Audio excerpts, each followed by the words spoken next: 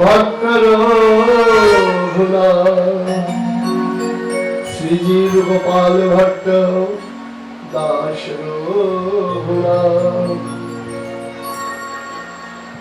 এই ছয় গোসাইয়ের করি চরণ বন্দন যাহা হইতে বিঘ্ন নাশ হয় অভীষ্ট পূরণ ভক্ত গোষ্ঠী সহিতে আমার প্রাণ গৌর গোবিন্দ জয় জয় শুনিলে আমার প্রাণ গৌর গোবিন্দ কথা ভক্তি অবশ্য লভ্য হয়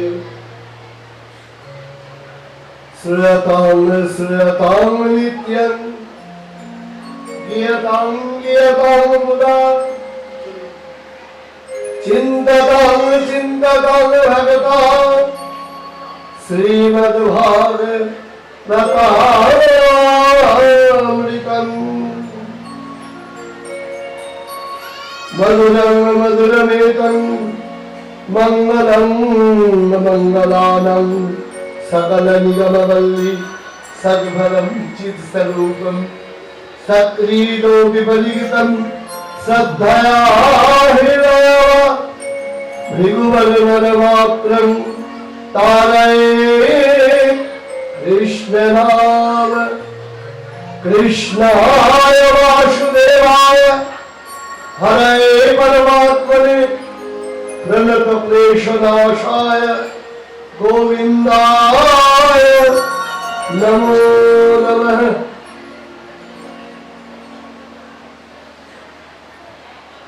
देखते देखते सप्तम दिने प्रवेश देखते देखते नয় শুনতে শুনতে আমাদের কাছে শ্রবণটাই দর্শন যা কর্ণগোচর হচ্ছেন হৃদয়তে তাই যেন প্রকাশিত হচ্ছে না। বলুন তো সত্যি কি ভেতরে দর্শন হয়নি যে কথাগুলো শ্রবণ করেছি আমরা? কিন্তু আজকে যখন ভগবত কথা বলতে আসছে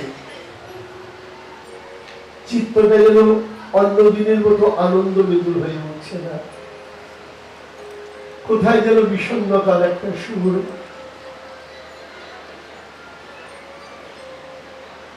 আমার গোবিন্দকে যেন কত কাছ থেকে পেলাম আমরা, আজ তাকে হারিয়ে ফেলার সুর অন্তরে যেন প্রতিধ্বনিত হচ্ছে। কিন্তু আমরা কি হারিয়ে ফেলবো?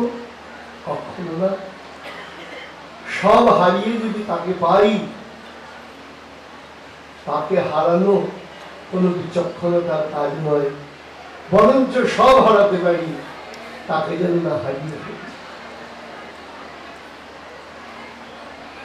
কেমন করে আনন্দের দিনগুলো বয়ে চলে গেল।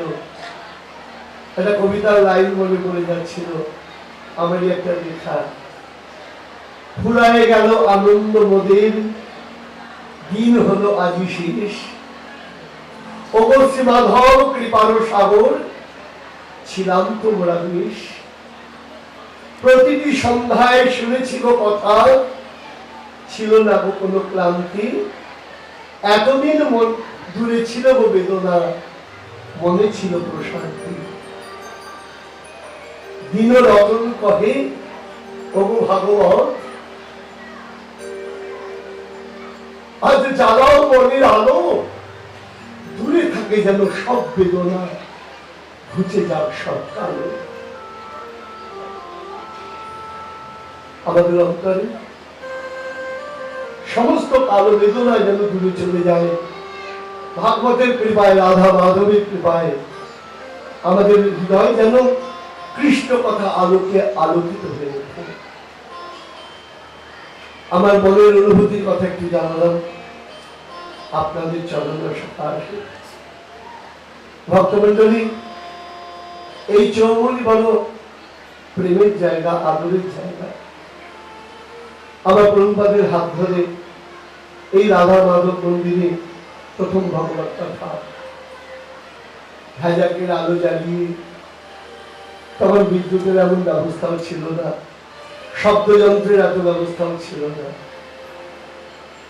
মন্দির সংস্কার হলো, তখন আমরা ওইখানে একটা বিল্ডিং এর মধ্যে তলায় রাধা মাধবী বিগ্রহ সেবিত হতেন, সেইখানে আমরা হরি কথা বলেছি। তার প্রমাণ হয়েছে ইমারত বড় কথা নয়, প্রেমরত বড় কথা। যেখানে মাধব সেখানে আনন্দ, যেখানে মাধব নাই সেখানে আনন্দের কোনো লেশ নাই। তাই রাধা মাধবের সঙ্গে রাধা মাধবের কথা বলবো এ বড় লালসা ছিল। শুধু ভক্তমন্ডলী, আজকে তো বিদায় নেওয়ার পালা। হরি কথা বলতে বলতে যদি ভুলে যাই, আমি তো বড় ভুল মনস্ক, চিত্তবৃত্তি বড় নিকৃষ্ট, মানসিকতা বড় দূরদৃষ্ট নয়। আপনাদের কৃপায় যেটুকুনি কৃষ্ণ কথা বলা, তবে এই কৃষ্ণ কথা বলা সম্পূর্ণ হতো না যদি না এদের সহচর্য পেতাম। পরিচয় করিয়ে দিই, পরে যদি ভুলে যাই। আমার রাধানাথ বাবা দিগায় নবদ্বীপ থেকে এসেছেন, 7 দিন ধরে পরীক্ষিত পারায়ণ করেছেন। প্রণাম করে সবাইকে। শুধু ব্রাহ্মণ সন্তান নয়, যতগুলো গুণ থাকা উচিত আমার মনে হয় আমার ভেতরে অত গুণ নাই যে আমার রাধানাথের ভেতরে আছে। আপনারা সবাই ওকে কৃপাশীর্বাদ রাখবেন। দীর্ঘদিন আমার সঙ্গে আছে, যেখানে যেগুলো ভগবত সপ্তাহ হয় ওকে ছাড়া আমি অন্য কিছু ভাবতে পারি না। যেমন পাণ্ডিত্য জ্ঞান, তেমন উচ্চারণ, ভাইব্রেশন ঠিক নেই, ঠিক করে বাম হচ্ছে। এবার বলি, আমার ডান দিকে যারা রয়েছে,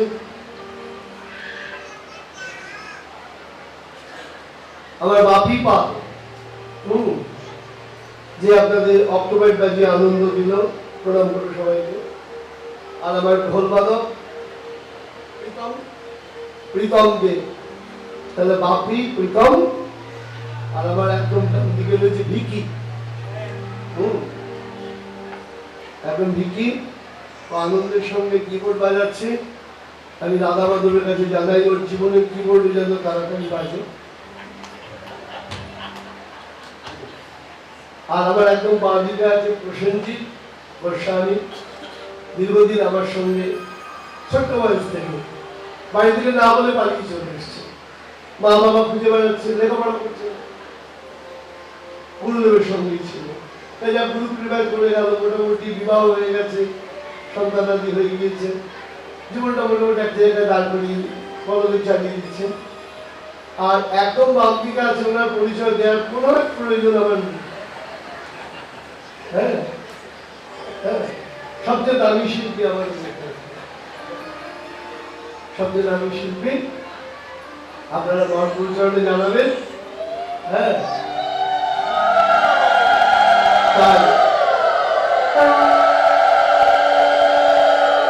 জীবনের অনুভূতি দিয়ে সেজন্য আমৃত্যু ভগবত সেবা করতে হবে। আমরা একটা শ্লোক বলে আরম্ভ করেছিলাম, মনে করছে?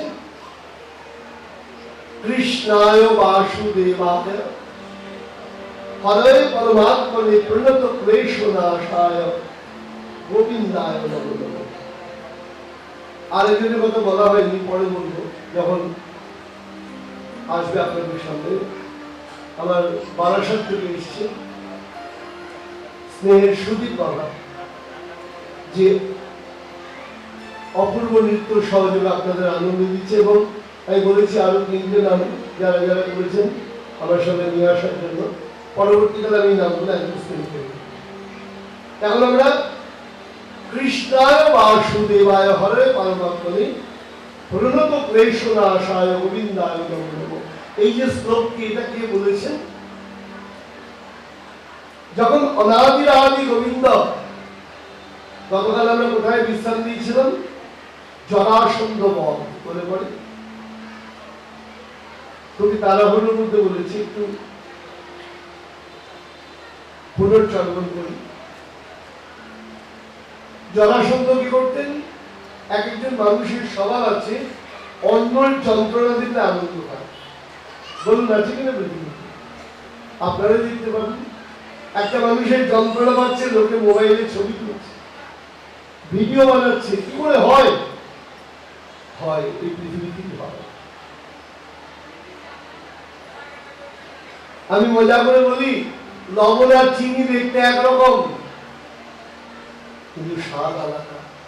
এই পৃথিবীতে মানুষ আর অমানুষ দেখতে একরকম, কিন্তু ব্যবহারে পরিচয় পাওয়া যায় যে মানুষ অমানুষ। আকৃতি নয়, প্রকৃতি প্রধান।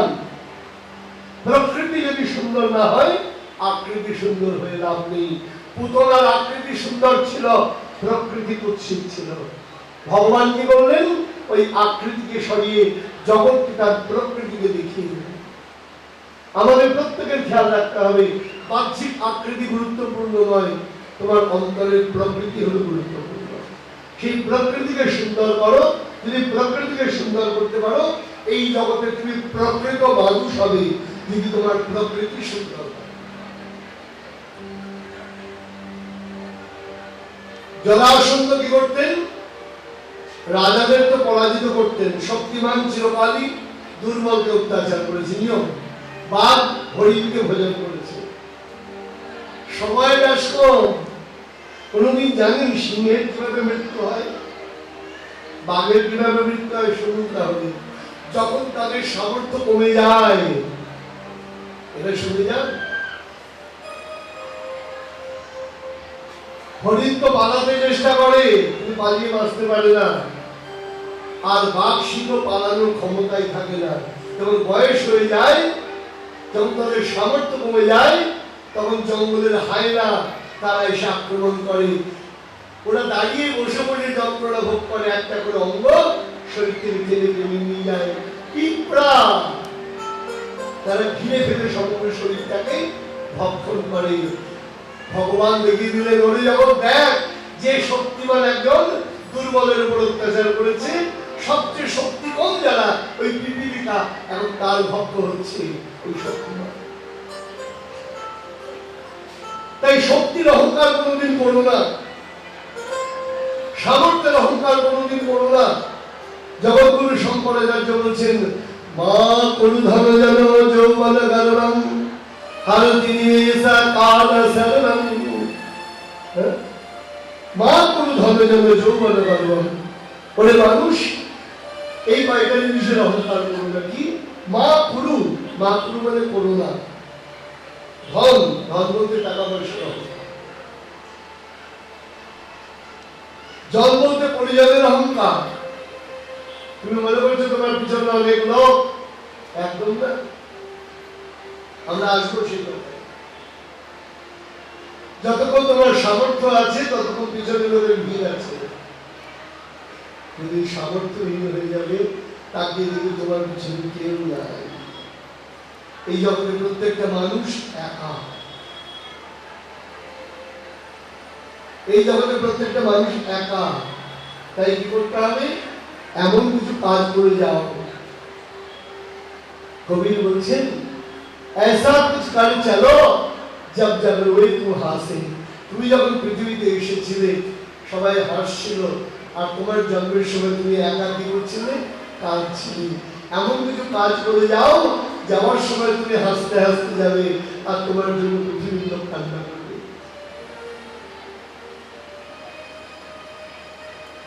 তাই জরাসন্ধ নিকৃষ্ট ব্যক্তি, রাজাদেরকে বন্দী করে রাখতেন পশুর মতো। ভগবান অনাদিরাদি গোবিন্দ ভীমের দ্বারা সেই জরাসন্ধকে বধ করলেন। রাজাগণ মুক্তি লাভ করলেন। মুক্তি লাভ করে রাজাগণ গোবিন্দকে প্রণাম করছেন এই কথা বলে, কৃষ্ণায় বাসুদেবায় হরে পরমাত্মনে প্রণত ক্লেশনাশায় গোবিন্দায় নমো নমঃ।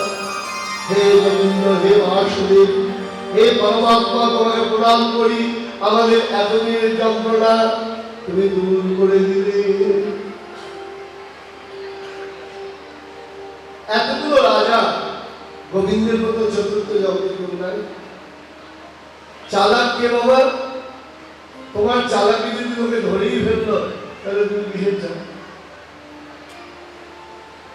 একজন চতুর তখনই যখন তার চতুরতা কেউ ধরতে পারবে। একটা মজার গল্প বলি। একটা হোটেলে একটা লোক খেতে যায়, খেতে গিয়ে খাওয়া দাওয়া হয়ে গেলে হাততালি দিলে বাইরে থেকে একটা ভিখারি মতো দেখতে ছেলে আসে। লোকটা এই ছেলেটাকে বলে, এই যে 500 টাকার নোট দেখছিস, এটা নিবি না 100 টাকার নোট দেখছি, এটা নিবি? ছেলেটা বলে 100 টাকার নোট নেবো। হাত থেকে নিয়ে চলে যায়। আর লোকটা বলে, কি বোকা। আর লোককে দেখে দেখায়, দেখো এর মতো বোকা কেউ নাই। আবার 2-4 দিন পরে খেতে আসে, হোটেলে খেতে বসে। একজনকে ডাকে, দাদা পৃথিবীর মধ্যে সেরা বোকা লোক দেখবেন? দেখান। হাততালি যায়। ওই ছেলেটা চলে আসে, দেখায়, এই 500 টাকা আর 100 টাকা কোনটা নিবি? বলে, আমি 100 টাকা দেবো, নিয়ে চলে যায়। এইরকম চলছে 1 বছর ধরে। একদিন এরকম হয়েছে, লোকটা হোটেলে খেতে এসছে, খাওয়া দাওয়া করেছে। হোটেলের আরেকজন লোককে বলছেন, দাদা দেখবেন নাকি ওর কাছে খেলা? হ্যাঁ, পৃথিবীর সেরা বোকা লোক। বলে, বলেন তো দেখি। বলে, দেখুন। হাততালি দিয়েছে, ছেলেটা চলে এসছে। লোকটা পকেট থেকে একটা 500 টাকা আর 100 টাকা বার করেছে। তাহলে কোনটা নিবি? ও 100 টাকা নিয়েছে, চলে গিয়েছে। লোকটা বলতে, সত্যি লোকটা বলতে বোকা করতে বাইরে বেরিয়ে দেখছে ছেলেটা ওই টাকা দিয়ে কিছু কিনে খাচ্ছে। বলে, হ্যাঁ তো বোকা কেন?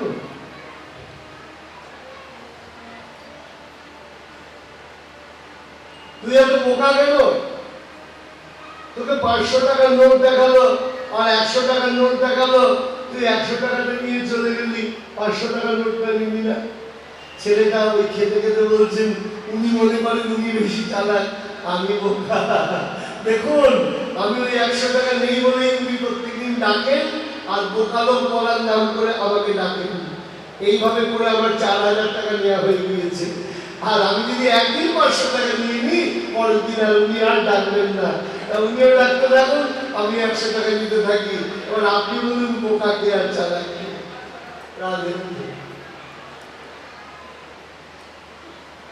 তাহলে বুঝতে পারছো তো, আমরা নিজেদেরকে যত চালাক মনে করি, সবাই কত চালাক নই। আমাদের থেকেও চালাক অনেকে আছে। যে মনে করে আমি নিজে চালাক, তার মতো বোকা পৃথিবীতে নাই। আর যে বোকা বোকা ভাব করে থাকে, মনে করে কিছু বোঝে না, বুঝবে সে গভীর জল। তাহলে বোকা ভেবো না। এই জন্য বলা হয়, যে যখন কৃষ্ণ ভজে সে বড় চতুর। যে গোবিন্দ ভজন করে সে অনেক চতুর। আর যে বোকা সে ঘুমিয়ে পড়বে, আর যে চালাক সে জেগে থাকবে। কথাটা হচ্ছে, অনাদিরাদি গোবিন্দ কি করলেন? রাজসযজ্ঞ। রাজসযজ্ঞের নিয়মটা বলে দিই আপনাদেরকে। রাজসযজ্ঞের নিয়ম হচ্ছে সমস্ত রাজার উপর নিয়ন্ত্রণ সাধন করা। অনেকটা আপনাদের ক্লিয়ার করে দিই। আমাদের উপজেলা নির্বাচন হয় না, কর্পোরেশন নির্বাচন হয় না। তা কর্পোরেশন নির্বাচন কি করে হয়? অনেকগুলো শহর, তার উপর যে ভোটে যেতে থাকে বলে কর্পোরেশনের নিয়ন্ত্রণ তার উপর থাকে।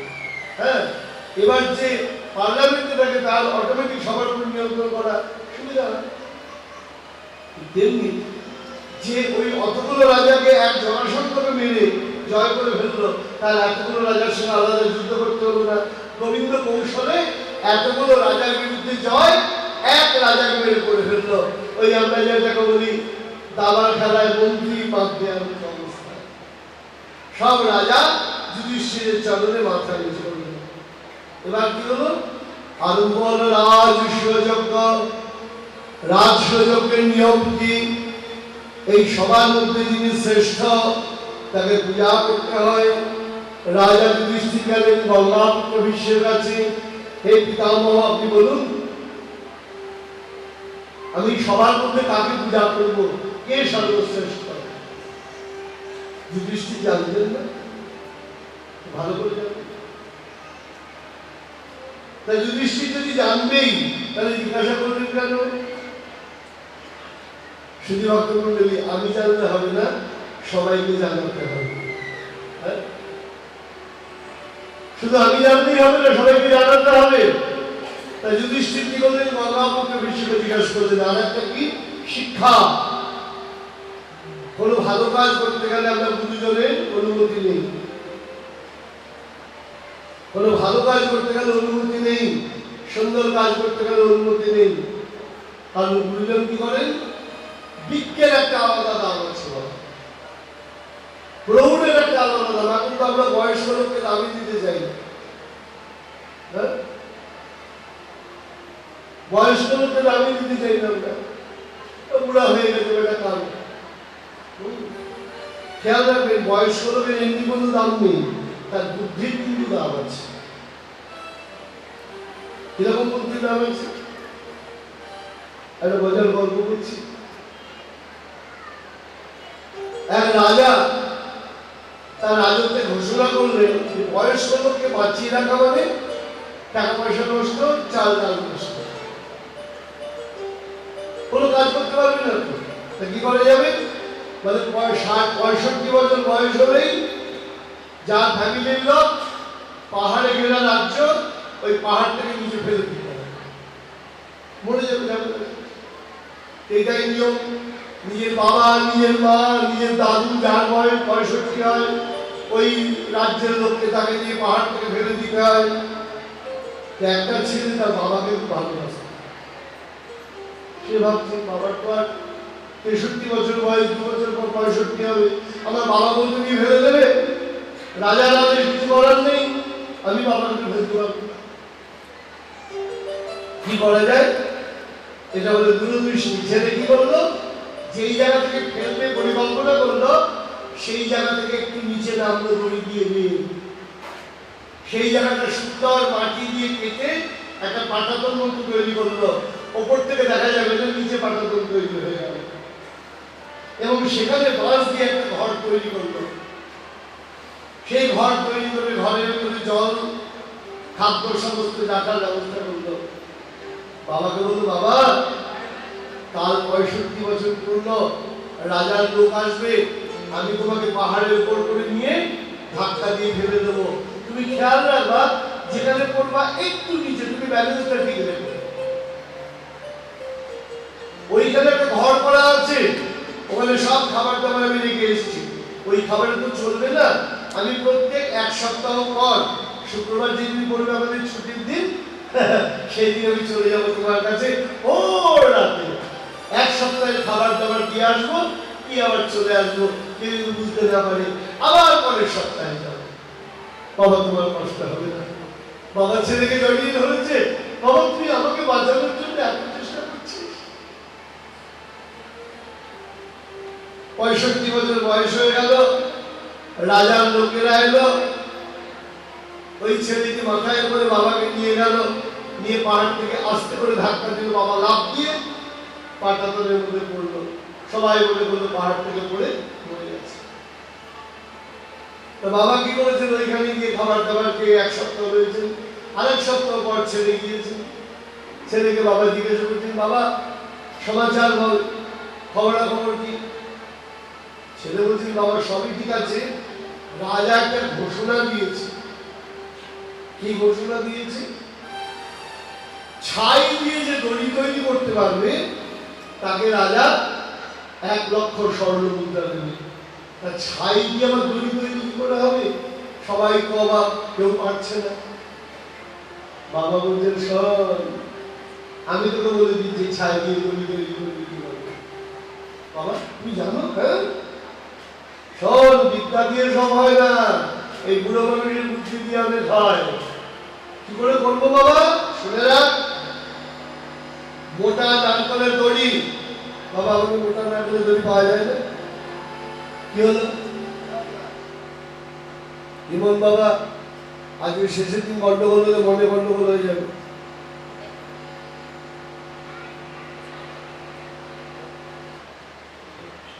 জয় নিতাই, জয়।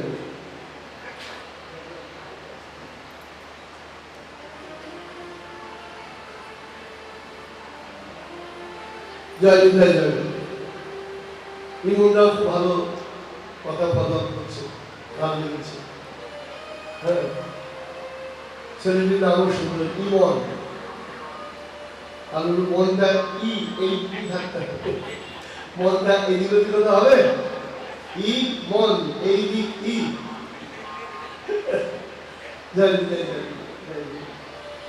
দেখুন, প্রীতি এইভাবেই তৈরি হয়। আমরা তো জাতির নামে, বর্ণের নামে, ধর্মের নামে সারা পৃথিবী জুড়ে ঝগড়া করে বেড়াই, কিন্তু ভালোবাসার থেকে বড় মূল্যবান শক্তি আর কিছু নেই। আমার আনন্দ, আমাদের যে হরি কথা কারণ নিন্দা করার জন্য নয়, কোনো ধর্মের নিন্দা নয়, কোনো বর্ণের নিন্দা নয়, ভগবতের উৎকর্ষ। যারা শ্রবণ করবে, জাতি ধর্ম বর্ণ নির্বিশেষে সকলের কল্যাণ হবে। এই জন্যই ভাগবতের মহিমা সারা পৃথিবীতে এত উচ্চ কালে ঘোষিত হচ্ছে। তাই যে কথা বলছিলাম, তো বাবা বলেন কি করবি শোন, মোটা নারকেলের দড়ি আগে পাকিয়ে পাকিয়ে পাকিয়ে পাকিয়ে এক জায়গায় রেডি করবি, তারপরে ওই নারকেলের দড়ির মাথায় আগুন দিয়ে কি হবে। আপনারা বুঝবেন দিনে জানি না, আমাদের দেশে দেখেছি যারা ধূমপান করে, হ্যাঁ, তারা কি করে, ওই ধূমপান করার সময় দোকানে কি থাকে, দেশটাই থাকতো না, ওই নারকেলের দড়ি ঝুলিয়ে রাখা হতো আগুন দিয়ে, ওইটা দিয়ে অগ্নিসংযোগ করে।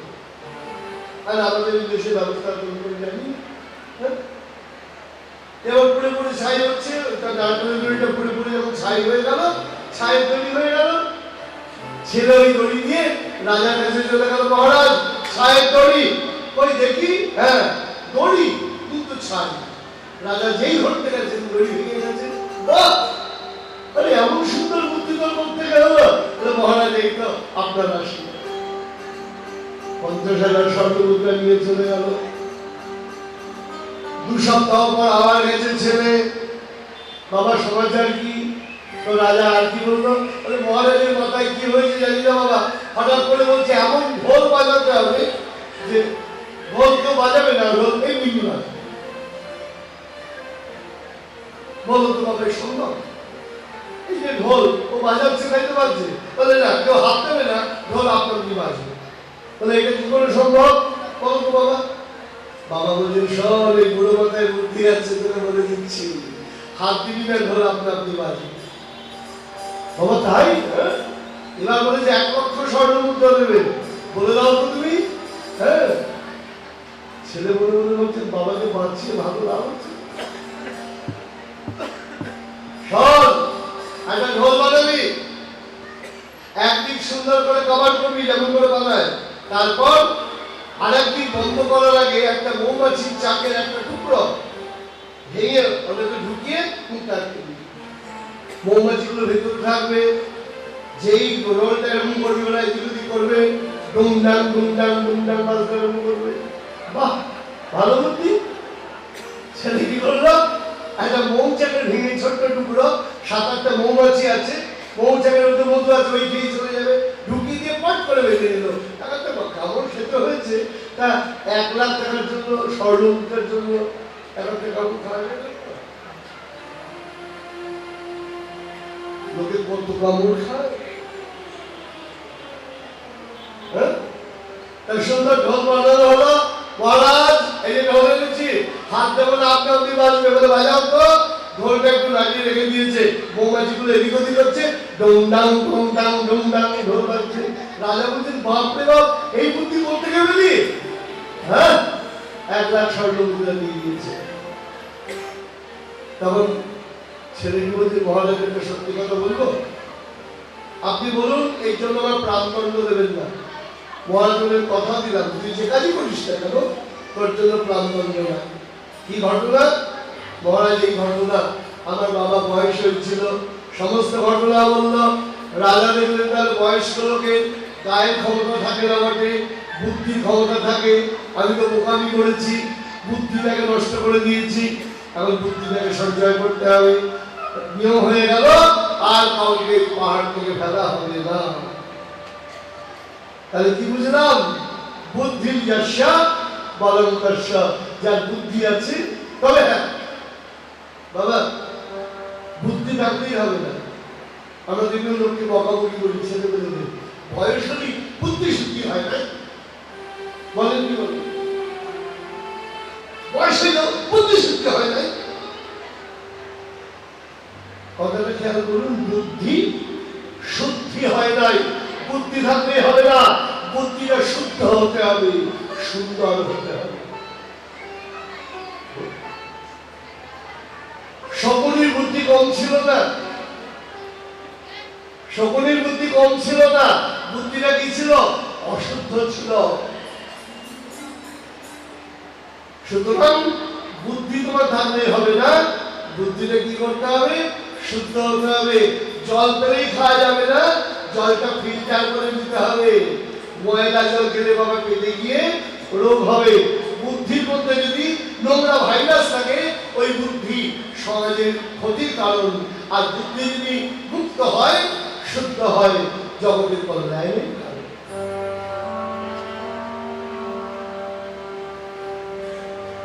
তা প্রবীণের কাছে চাইতে গেছেন, দেখুন প্রবিদাবহ গঙ্গাপুত্র বিশ্ব, আপনি বলুন এই সবাই কাকে পূজা করব? গঙ্গাপুত্র বিশ্ব বললেন, যুধিষ্ঠির শুনো, যেখানে দ্বারকাধীশ গোবিন্দ রয়েছেন সেখানে অন্য কাউকে পূজার কোনো প্রয়োজন নাই। আমার গোবিন্দ পূজা করলেই সকল পূজা হয়ে যাবে। এখানে দুটো কথা বলবো বাবা।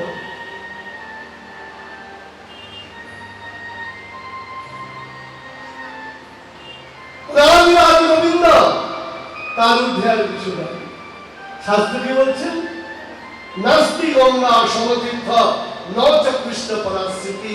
গঙ্গার থেকে বড় তীর্থ নাই, কৃষ্ণের থেকে বড় তত্ত্ব নাই।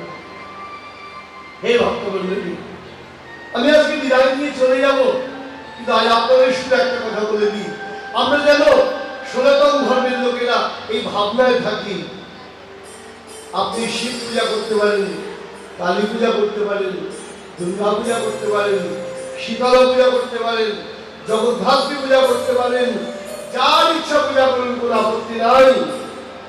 কিন্তু মনে রাখবেন, এই পূজার মন্ত্র কিন্তু এক। যত পূজাই করুন না কেন, পুরোহিত বসে আছে, আচমন কখনো আলাদা হয়? নমো জগদ্ধাত্রী, নমো জগদ্ধাত্রী, নমো জগদ্ধাত্রী। মনসা পূজায় নমো মনসা, নমো মনসা, নমো মনসা। কালী পূজায় নমো কালী, নমো কালী, নমো কালী। হয় কি? একটাই আচরণ। নমো বিষ্ণু, নমো বিষ্ণু, নমো বিষ্ণু। তদ বিষ্ণু পরম পদম সদা পশ্যন্তি সূরয় দিবিব চক্ষুরাগতম। তুমি যে পূজাই করো না কেন, আগে হচ্ছে বিষ্ণু পূজা, আমার গোবিন্দ পূজা। ওইটা না হলে কোনো পূজার কোনো দাম নেই। আমরা বোকা, আমরা এটা বুঝি না, এটাই দুর্ভাগ্য। আপনি পূজা করুন, আপত্তি না। আপনি দই খেতেই পারেন, মাখন খেতেই পারেন, ঘি খেতেই পারেন, কিন্তু খেয়াল রাখতে হবে আপনাকে বাড়িতে আগে আনতে হবে দুধ। যদি পৃথিবীতে দুধ বন্ধ হয়ে যায়, না থাকবে ছানার দোকান, না থাকবে মাখনের দোকান, না থাকবে দইয়ের দোকান, না থাকবে ঘোলের দোকান, শুধু থাকবে দোকান, আর কিছু থাকবে না। তাহলে দোকানে কি রাখতে হবে? দুধ। তবে দুধ থেকে ঘি, ছানা, মাখন, দই, ঘি ঘোল করতে পারবেন। এমনি দোকান, দোকান, দোকান, দোকান, দুটো কান, এটা দোকান। এই দোকানে কি রাখতে হবে? লোকের টিভির দোকান, ফ্রিজের দোকান, মিষ্টির দোকান, আর আমাদের কৃষ্ণ কথা শোনার দোকান। আমার মজা লেগেছিল, এক সন্তানকে পরিচয় করাতে দিয়েছে আমার সঙ্গে। বলে বাবা কি করি? বলে বাবা আমি সোনার কাজ করি। বলে বাবা সারা জীবন করিস, সারা জীবন যেন করিস। ও বলেছে সোনার কাজ মানে স্বর্ণ কাজ। আমি বলেছি সোনার কাজ, সোনার কাজ করো, আপত্তি নেই, কৃষ্ণ কথা সোনার কাজও সারা জীবন করো। তুমি স্বর্ণকার 5 ভরি 10 ভরি গহনা করো, আর সাধুরা বলে আমরাও সোনার কাজ করি, আমরা 2-10 ভরি নয়, আমরা হৃদয়ে ভরি, আমরা হৃদয়ে ভরি। ওই ভরি 10 ভরি দিয়ে আমাদের কাজ হয় না।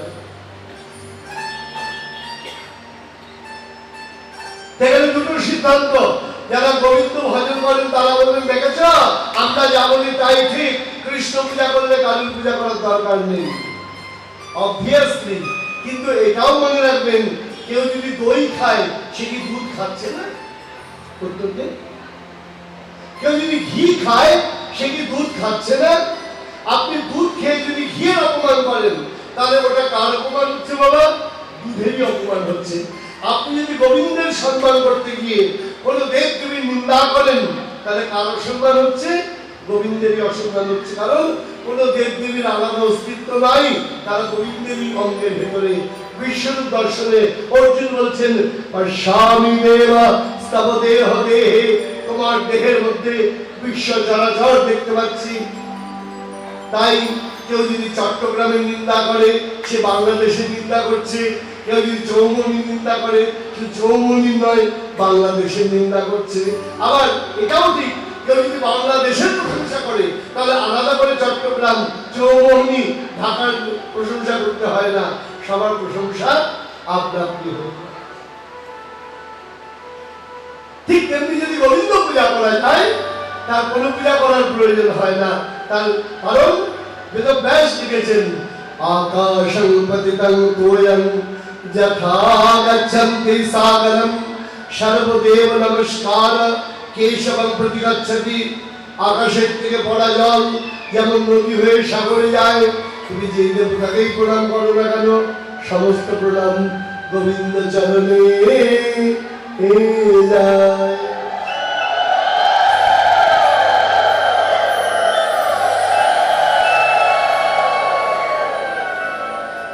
সবচেয়ে বড় কথা, তাহলে আমরা ঝগড়া করবো আর? হ্যাঁ কি না? বলুন, ঝগড়া করবেন? হ্যাঁ, এই কথাটা আজকে সংকল্প করে যেতে হবে। ভাগবত সপ্তাহের শেষ দিনে আমরা ভগবান নিয়ে আর ঝগড়া করবো? হ্যাঁ। যারা বোকা হবে তারা ঝগড়া করে, যারা বোকা তারা ঝগড়া করে, যারা চালাক তারা ভজন করে। যারা চালাক তারা ভজন করে, আমার মতো বোকারা ঝগড়া করে, আর আপনাদের মতো যারা চালাক তারা ভজন করে।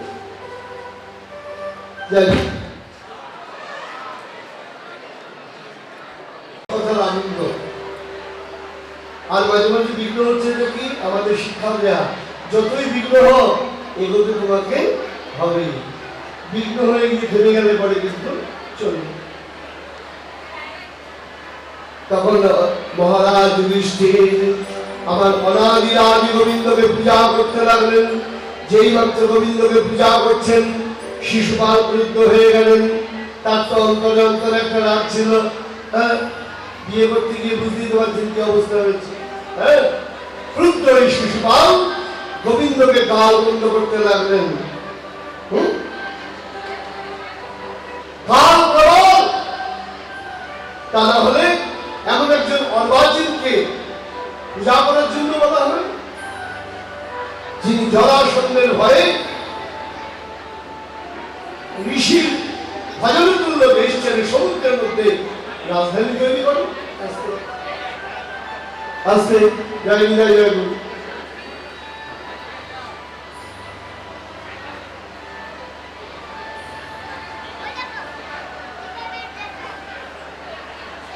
কোন কারণে আমাদের কথা বিঘ্ন যেন না হয়, কথাকে বজায় রেখে বাকি যাওয়া হবে।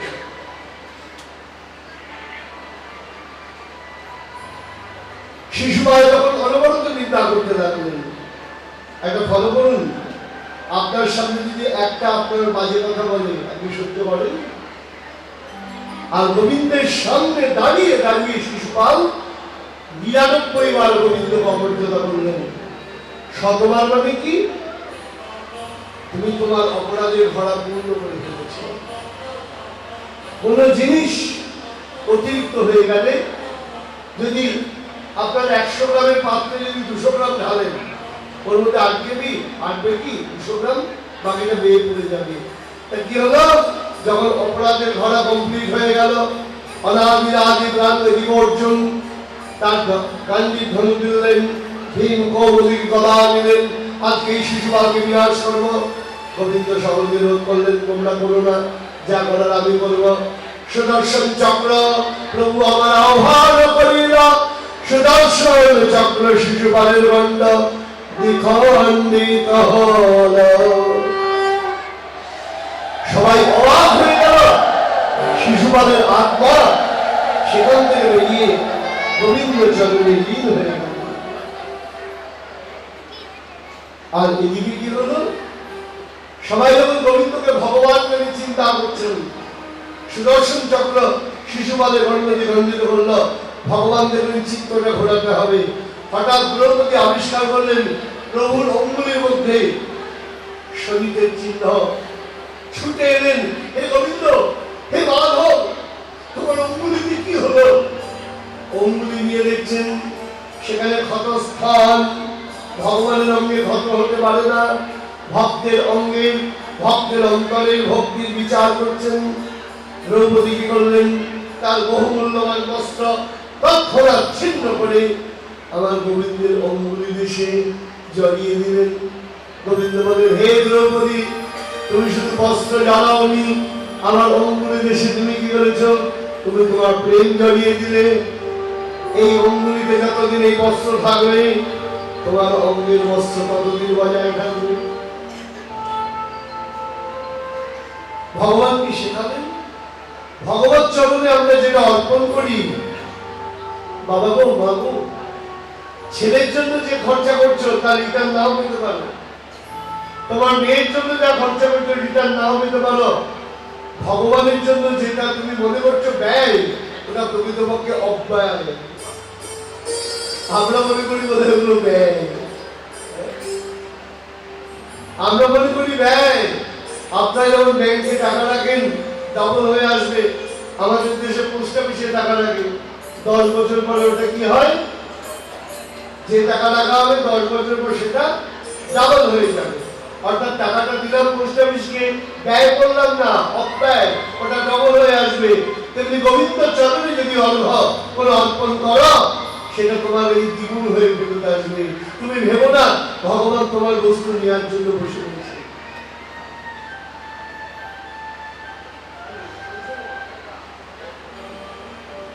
জয় জয় জয়। শিশুপালের মৃত্যুর পর রাজসযজ্ঞ সম্পন্ন হলো, কিন্তু এরপরে আরম্ভ হলো গন্ডগোল।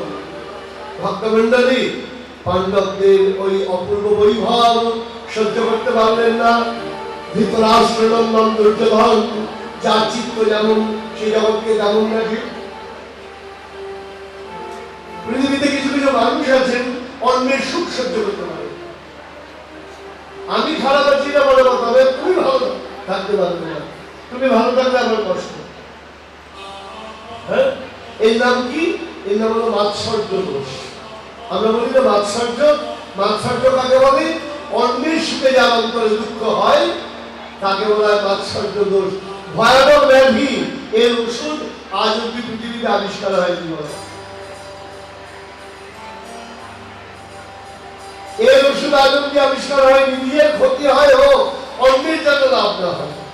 এই যে মাৎসর্য, এর কোন ওষুধ পৃথিবীতে আবিষ্কার হয়নি।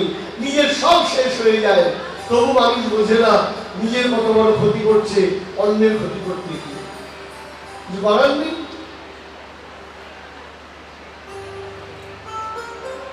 যদি হতো তো হতো। আজ আমাদের সন্তান বলছিল, বাবা যদি এমন হতো ভীম আর দুর্যোধন একসঙ্গে গদা ধরতো, পৃথিবীর কারোর ক্ষমতা ছিল তাদের পরাজিত করে। যদি এই ঘটনা ঘটতো অর্জুন এবং কর্ণ একসঙ্গে এক হয়ে ধনুর্বাণ ধরেছে, পৃথিবীতে কারোর ক্ষমতা ছিল? হয় না। হয়তো নয়, উল্টো হয়েছে। ভীমের হাতে দুর্যোধনের মৃত্যু হয়েছে, অর্জুনের হাতে কর্ণের মৃত্যু হয়েছে।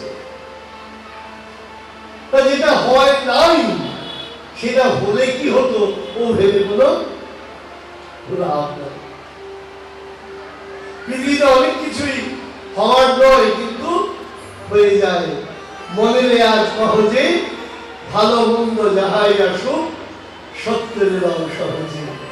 কেউ বা তোমায় ভালোবাসে, কেউ বা বাঁচতে পারে না যে, কেউ বা বিকি আছে, কেউ বা সিকি পয়সা ধারে নাকি, কতকটায় ভবের গতি, কতকটাও তোমারও ভাই।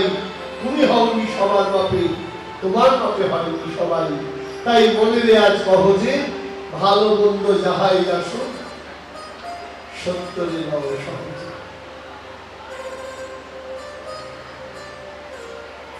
পাশা খেলায় পরাজিত হলেন রাজা যুধিষ্ঠির।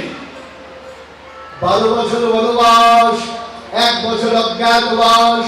12 বছর বনবাস, 1 বছর অজ্ঞাতবাসের পর যখন ফিরে এলেন, দুরাত্মা দুর্যোধন বলে উঠলেন, বিনা যুদ্ধে না হিদিব সুচাক্রমে। আরম্ভ হলো যুদ্ধ। বলদেব চন্দ্র বললেন, ভাই এই যুদ্ধে আমাদের কিন্তু কোনো কাজ নাই। গোবিন্দ বললেন, তোমার চাপটা তাই। হে দাদা, তুমি যে আদেশ করছো তাই। বলদেব বললেন, শোন কৃষ্ণ, আমরা কারুর হয়ে যুদ্ধ করবো না, তুই কথা দে, তুইও কারুর হয়ে অস্ত্র ধরবি না। গোবিন্দ বললেন, আমি কথা দিলাম কারুর হয়ে যুদ্ধ করবো না। আমি হাতে করে কারুর হয়ে অস্ত্র ধারণ করবো না, কিন্তু আমার অস্ত্র ধারণ করতে হয় না। আমি যার সঙ্গে থাকি এই যুদ্ধে জয় তার অনিবার্য।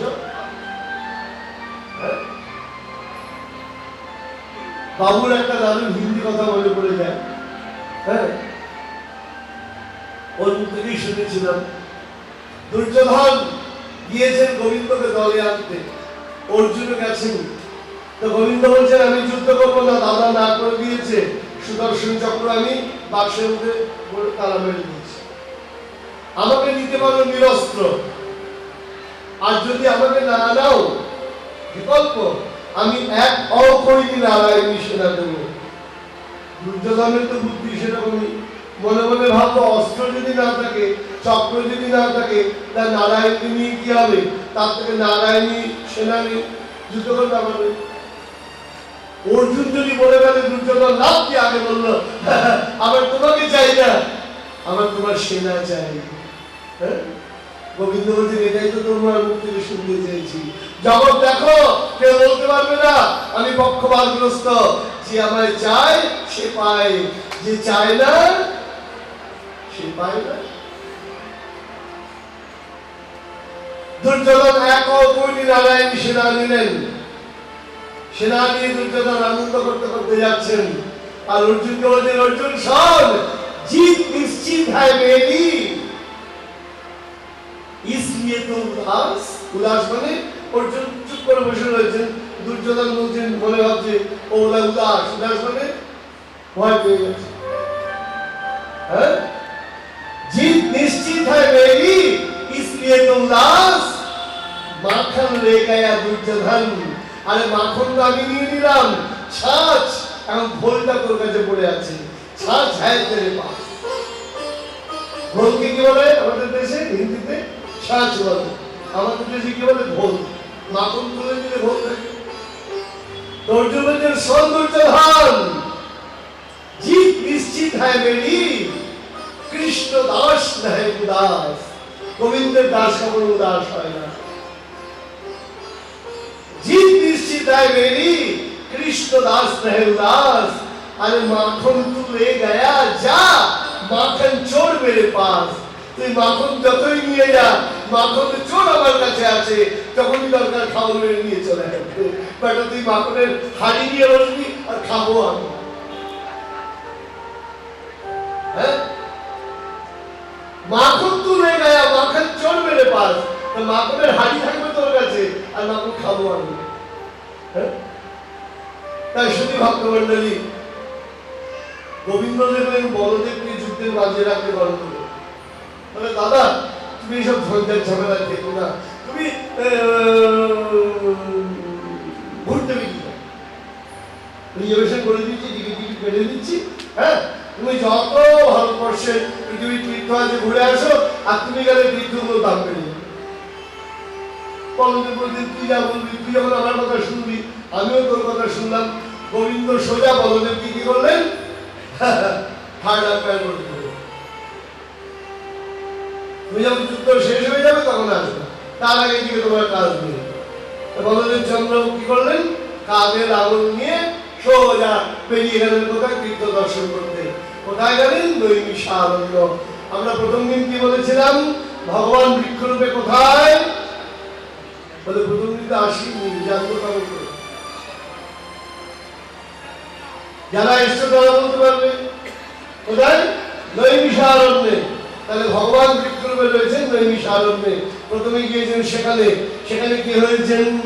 লোমহর্ষণ ঋষি তিনি কৃষ্ণ কথা কীর্তন করছেন ভাবময় অঙ্গে। তিনি যখন বলদেব গেছেন তাকে দাঁড়িয়ে প্রণাম করলেন না, অভ্যর্থনা করলেন না, কারণ তার ভিতরে তিনি নয়, তিনি কৃষ্ণ প্রেম জ্ঞানে গোবিন্দ চরণে স্থিত। আর বলদেব চন্দ্র বুঝতে না পারে, রে মূর্খ, আমাকে অসম্মান করে তুই আমার গোবিন্দ কৃপা পাবি? তুই জানিস না বলাই যাদের কৃপা না হলে কৃষ্ণ কৃপা কোনদিনই হবে না।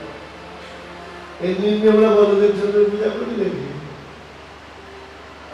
একজন বলছেন, প্রভু আমরা বলভদ্রের কেন পূজা করি? আর ভাই আমরা ভদ্র তাই পূজা করি বলভদ্র। যারা অভদ্র তারা কি করবো? আমি কি বলবো? তাহলে ভদ্র পূজা করি কি? বলভদ্র। আমরা চালাক, আর আমাদের চালাক বুঝতে পারে না। লোক বলে বলে আমি কৃষ্ণ নাম করে পূজা করে বলদেবের। বলে ওই গল্পটা শুনে রাখো, নিজে চালাক মনে করলে চালাক হলো না, আমরা বেশি চালাক। আমরা জানি বলাই যাবে চরণ ধরে কৃষ্ণ চরণে তাড়াতাড়ি পৌঁছে যাব। তুমি সিঁড়ি দিয়ে ভজন করতে করতে উঠবা, আর আমি বলাই যাবে চরণে লিখতে উঠে পো করে অভিধের চলে যাবো। হ্যাঁ, একজন লিফট ফেলে তুলে দেবেন লাঙল দিয়ে। তো বলদেব চন্দ্র কি করলেন? কুশের আঘাতে লোমহর্ষণকে বিনাশ করলেন। সবাই হায় হায় করে উঠলো, এই কি করলে? তোমার ভাইয়ের কথা শুনছিলাম। তখন বলদেব চন্দ্র কি বললেন? বললেন বেশ, আমি কথা দিচ্ছি আমার আশীর্বাদে এই লোমহর্ষণের পুত্র উগ্রস্তবা সুতা সেই জগৎকে ভগবত কথা শোনাবেন। ওই রাজা পরীক্ষিতের সভাতে সুখদেবের সংবাদ শ্রবণ করেছিলেন সুতমণি। তিনি নৈমিষারণ্যে সৌরকাল ঋষিগণকে ভাগবত কথা শোনাচ্ছেন। তা বলদেবের কৃপা না হলে আর আমরা ভাগবত কথা শুনতে পারতাম না। বলে বলদেব চন্দ্র কি? সুখদেব গোস্বামী চরণের সামনে বসে রাজা পরীক্ষিতের মন খারাপ হয়ে গেল। সে কি, আমার তো আয়ু আরেকদিন আছে, আজকের দিনটা তো রয়েছে আয়ু, তাহলে কৃষ্ণ কথা কি শেষ? তিনি বলজোরে বললেন, ভগবান জানি চন্তানি মুকুন্দস্য মহাত্মনা বিজ্ঞানন্দ বিজ্ঞস্য সোতমিচ্ছা মহে প্রভু। হে গুরুদেব, আমার তো আয়ু আর খানিকটা আছে, আমি আরেকটু গোবিন্দ কথা শ্রবণ করতে চাই। আপনি কৃপা করে যদি আমাকে কীর্তন করেন। বাবা, ছাত্র যদি ভালো হয় মাস্টারের পড়ানোর ইচ্ছা বেড়ে। ছাত্র যদি ভালো হয় মাস্টারের পড়ানোর ইচ্ছা বেড়ে যায়। তা এমন শিষ্য পেলে কৃষ্ণ কথা বলার ইচ্ছা বেড়ে গেছে কার? সুখদেব গোস্বামী চরণে। সুখদেব গোস্বামী চরণ বলছেন, শোনো রাজা, তাহলে তোমাকে বলি, আজ গোবিন্দের কথা বলবো না, গোবিন্দের বন্ধুর কথা বলবো। যখন অনাদি আদি গোবিন্দ অনন্তি নগরে শান্তিপুর গৃহেতে বেদ অধ্যয়ন বিদ্যা অধ্যয়ন করতে গেছেন, সেখানে তার সঙ্গে আলাপ হয়েছে এক দরিদ্র ব্রাহ্মণ সন্তানের। তার নাম কি? সুদাম বিপ্র। শ্রীমদ্ ভাগবতের ৮০ এবং ৮১ অধ্যায়ে ১০ম স্তম্ভে সেই কথা কীর্তন করছেন। তার শুধু ভক্তমণ্ডলী সুদাম বিপ্র ব্রাহ্মণ, তার কাজ কি? লোককে পড়াশোনা করেন, কিন্তু বিনিময়ে কারোর কাছ থেকে কিছু তিনি চান না। আর যেখানে লোকে সুযোগ পায় সেখানে লোক কি করে? পঞ্চকতা করে। ব্রাহ্মণের পরে জ্ঞানের অভাব নাই, আবার দারিদ্রতার অভাব নাই। তবে হ্যাঁ, কৃষ্ণ ভক্তকে কেউ দরিদ্র বলবেন না, কারণ কৃষ্ণ ভক্ত কখনো দরিদ্র হতে পারে না। আপনি যেটাকে দরিদ্র বলে মনে করছেন, যেমন আপনি রোদের মধ্যে পারবেন 6 ঘন্টা দাঁড়িয়ে থেকে একটু রোদে বেরোলি, ছাতা নিয়ে বেরোলি, কিন্তু যারা টেস্ট ম্যাচ খেলে তারা মাথার মধ্যে একটা লোহার টুপি পরে হাতে ওরকম ভারী ব্যাগ নিয়ে মাঠে কতক্ষণ কাটায়? সকাল 9টা থেকে আরম্ভ করে বেলা 4টে অবধি খেলেই যাচ্ছে। আরে ভাই তাড়াতাড়ি আউট হয়ে চলে আয়, এসি ঘরে বসে থাকবে আরাম করে, বলে ওরা বসে থাকে পরিশ্রম করে, খেলার আনন্দ পায়। তুমি মনে করছো রোদে পড়ছে, আর ওরা সাফল্যের আনন্দই আনন্দিত। তা তুমি মনে করছো দারিদ্রতা, কৃষ্ণ ভক্ত কৃষ্ণ ভজনের আনন্দে ভরতি। তোমার চোখ আর তার চোখ এক করে। সুধামৃতের পত্নী বলছেন, ও স্বামী, তোমার বন্ধু নাকি দ্বারকাধীশ, দ্বারকাধীশ্বর। আমি গেছিলাম সুধামৃতের বাড়ি, জায়গাটি কি পোরবন্দর, জায়গাটার নাম কি মনে থাকবে? পোরবন্দর, গুজরাটের পোরবন্দর একটা জায়গা। সেই জায়গায় দ্বারকার একদম কাছাকাছি জায়গা, আমরা গিয়েছিলাম, সমুদ্রের তীরে পোরবন্দর। সেটার নাম ছিল সুদামাপুরী, অর্থাৎ সুদামার নামে জায়গাটার নাম ছিল। এবার কি হয়েছে, সেখানে সুদামৃতের অবস্থান। তা পত্নী আমার বললেন, যাও না, তোমার বন্ধুর কাছে কিছু ভিক্ষা করে নিয়ে এসো, যাতে আমার সংসারের দারিদ্র্য চলে যায়। সুদামৃত মনে মনে ভাবছেন, আমি আমার গোবিন্দের কাছে যাব ভিক্ষা করতে?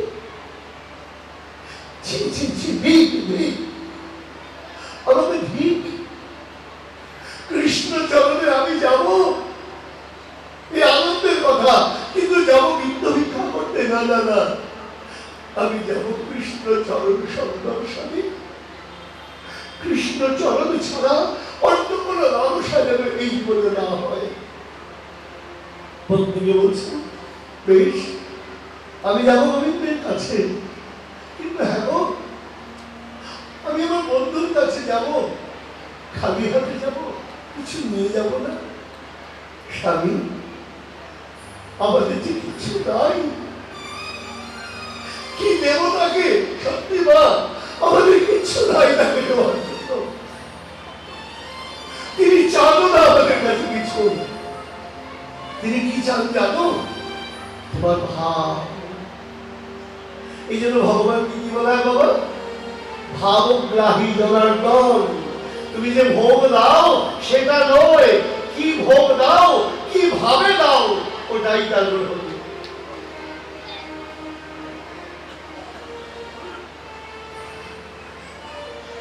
তুমি মনে করছো অন্ন ব্যঞ্জন, পনিরের তরকারি, পায়স, দুধের ক্ষীর, কত ভোগ নিচ্ছি, ভগবান তার জন্য আসবেন না। ভগবান তার জন্য আসেন না, ভাব নেওয়ার জন্য। আমার সনাতন গোস্বামীর কাছে মদন মোহন গিয়েছেন। সনাতন গোস্বামী বলছেন, আমি সব ছেড়ে দিয়েছি তোমার জন্য, এখন তোমাকে কি ভোগ দেবো? বলে, তুই যা খাবি তাই। সনাতন গোস্বামী বলছেন, তোমার মুক্ত অন্যরকম, ভালো মন্দ কেমন পাস?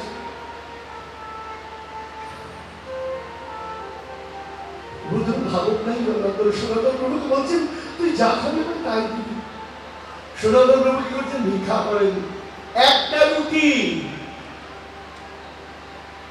ওই বেঁচে থাকার জন্য যা দরকার, একটা রুটি হয়ে গেলে ব্যাস, আর কেউ দিলেও নেন না। বৃন্দাবনে এক সাধু আছেন বাবা, সারাক্ষণ পরিক্রমা করেন, সারাক্ষণ 24 ঘন্টা এটাই যাচ্ছেন, গোবর্ধন পরিক্রমা করছেন। হ্যাঁ, কি হয়? তিনি দুটো রুটি খান, ওই একবার দুপুরবেলায়, একবার সন্ধ্যাবেলায়, সূর্যাস্তের আগে। সকালে রুটি চান, একটা রুটিটাকে দেওয়ার জন্য মারামারি কারাকারি, জানে একটা বেশি নেবে না। আমার মতো পাপিষ্ট রবি হলে পরে ক্লাস করে জানে, এবার যত দেবো তত নিয়ে। একটা রুটি নিয়েছেন, নিয়ে বেরিয়েছেন। এবার একজন যদি প্রসাদ দিন, রুটিটা ছিঁড়ে দিয়ে দিয়েছেন। সবাই তাকে গালি দিচ্ছেন, আপনি এটা কি বললেন? উনি তো আর চাইলেন না রুটি, আপনি ওনার ভোজনের বস্তু নিয়ে নিলেন। আমরা তো যে কথা চিন্তা করি, আমি বলেছি, আমরা কোদাল হই বাবা, আমরা বেলচা হতে পারি না।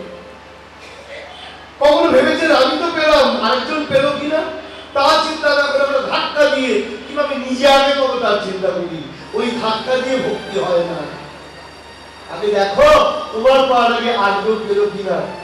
বাড়ির মালিক সে সবাইকে খাইয়ে তারপর ভোজন করে। যদি আমরা চাকর বাকর, আমার প্রভু তাই বলেছেন, হ্যাঁ, প্রভু বলেছেন, দেখ বাবা, আমরা মালিক নই, আমরা কেয়ারটেকার। কেয়ারটেকার মানে শিষ্যরা বলদেবের সেবা করতে পারবে না, আমাদের দায়িত্ব দিয়ে জানাই যায় ভালো করে সেবায় যত্ন করবেন। এই জন্য কি করতে হবে, সমস্ত সন্তানের প্রসাদ পাওয়া হলে তবে তোমরা প্রসাদ পাবে। এখনো মন্দিরে এই নিয়ম, সব শিষ্যরা প্রসাদ পেলে তারপর পরিবারের যারা আমরা সদস্য রয়েছি আমরা তারপরে প্রসাদ পাই, শিষ্যদের আগে নয়।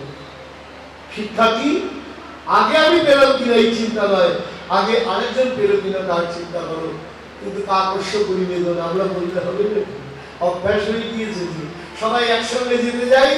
আমাদের চৌমুহনী বিখ্যাত যানজট, কেউই যেতে পারি না, সবাই আসতে পেরেছি। ভক্তমণ্ডলী সবাই মিলে যেতে হবে গোবিন্দের পথে ভজনে। সুদাম বিপ্রকে তার পত্নী কি করলেন, ঘরে ছিল মাত্র চাল, সেটাকে ভালো করে বালির মধ্যে ভেজে চিপিটক চিরার মতো, ওই চিরার মতো যেটা আমরা বলি ফুল চিপিটক, যে যেমন ভাবে বলুন, একটা পুতুলের মধ্যে বেঁধে দিয়েছেন, অন্যের বাড়ি থেকে চেয়ে এনে বালি দিয়ে ভেজে। হ্যাঁ, যাও স্বামী, নিয়ে যাও তোমার বন্ধুর কাছে। সুদাম বিপ্র ওই চিপিটকের পোটলা নিয়ে চললেন দ্বারকার অভিমুখে। ওই পথে যেতে যেতে তত্ত্ব বালুর মধ্যে তার চরণে কুণ্ডুরসা পড়ে গেল, ফসকা পড়ে গেল। কোন যন্ত্রণায় বাস করলেন না, তিনি হাঁটতে লাগলেন ওই দ্বারকা অফিসের কাছে যাওয়ার জন্য। সেখানে গিয়ে যখন প্রহরীদের দেখতে পেলেন, প্রহরীদের মধ্যে প্রহরী বলে, দ্বারপাল একবার গিয়ে সংবাদ দে তোদের প্রভুকে, বল এক দরিদ্র বন্ধু এসছে, তার নাম সুদামা। একবার বল, একবার বল, একবার বল।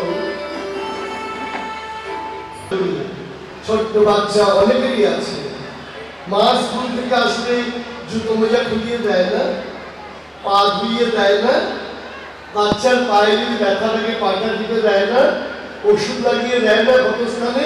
এদিকে বাবা মা ছোট হয়ে যায়। সন্তানের যত্ন করলে যেমন বাবা মা ছোট হয় না, ভক্তের যত্ন করলে ভগবানও কখনো ছোট হয়। ভগবান দেখছেন, দেখাচ্ছেন, দেখ তোরা আমাকে কতটা ভালোবাসিস, তার থেকেও আমি অনেক বেশি তোদের ভালোবাসি। সুদাম বিপ্রকে কাছে নিয়ে বলছেন, বন্ধু কি এনেছ আমার জন্য? সুদাম বিপ্র লোকাচ্ছেন, ওই খুঁতগুলো কি করে দেবেন? ভগবান বলাৎকার করে এক মুষ্টি ওই চিপিটক নিয়ে ভোজন করলেন। আর এক মুষ্টি যখন ভোজন করতে যাচ্ছেন তখন রুক্মিণী দেবী বাধা দিলেন, তুমি এখন নিও না, কারণ এক মুষ্টি নেই তার স্বভাব দূর হয়ে যায়। তুমি যদি আর এক মুষ্টি নাও নিজেকে তাকে দিয়ে দেবে, আর গ্রহণ করো না। এমনই গ্রহণ করো না। শুধু ভক্তমণ্ডলী সুদাম বিপ্রের সঙ্গে গোবিন্দ কথা বলছেন, বন্ধু মনে আছে গুরুগৃহের কথা? গুরুদেব আমাদের জঙ্গলে পাঠিয়েছিলেন কাঠ আনতে, ভগবান দেখুন গুরু সেবা করেছেন। বাবা কোনদিন ভেবেছেন আজকে যে আমাদের বোর্ডিং সিস্টেম, স্কুলের ইউনিফর্ম প্রত্যেকে এলো, ইউনিফর্ম কেন? যাতে সবাই এক পোশাক পরে, ধনী দরিদ্র ভেদ যেন না হয়। আগেকার দিনে গুরুকুলে যাওয়া হতো, রাজাকেও যে পোশাক, রাজার ছেলে ব্রাহ্মণের ছেলে দরিদ্রকেও একই পোশাক, সেখানে বিচার চলবে না তুমি ধনী না দরিদ্র। এই পরম্পরা কোথা থেকে এসছে? এই গুরুকুল প্রথা থেকে এসছে। ভগবান সুদাম বিপ্রকে বলছেন, শোনো, গুরু তিনজন হয়। প্রথম গুরু হলেন পিতা মাতা, আদ্যা গুরু। পিতা মাতাকে কি বলা হয়? আদ্যা গুরু, যার জন্য মা বাবা মারা গেলে বলা হয় মহাগুরু নিপাত। গুরু দশা, গুরু দশা মানে কি? মহাগুরু নিপাত। পিতা মাতা হলেন প্রথম গুরু, মনে রাখবেন। দ্বিতীয় গুরুকে, যিনি বিদ্যাদানকারী গুরু। তৃতীয় গুরুকে, যিনি দীক্ষা দানকারী গুরু। এখন প্রশ্ন হচ্ছে,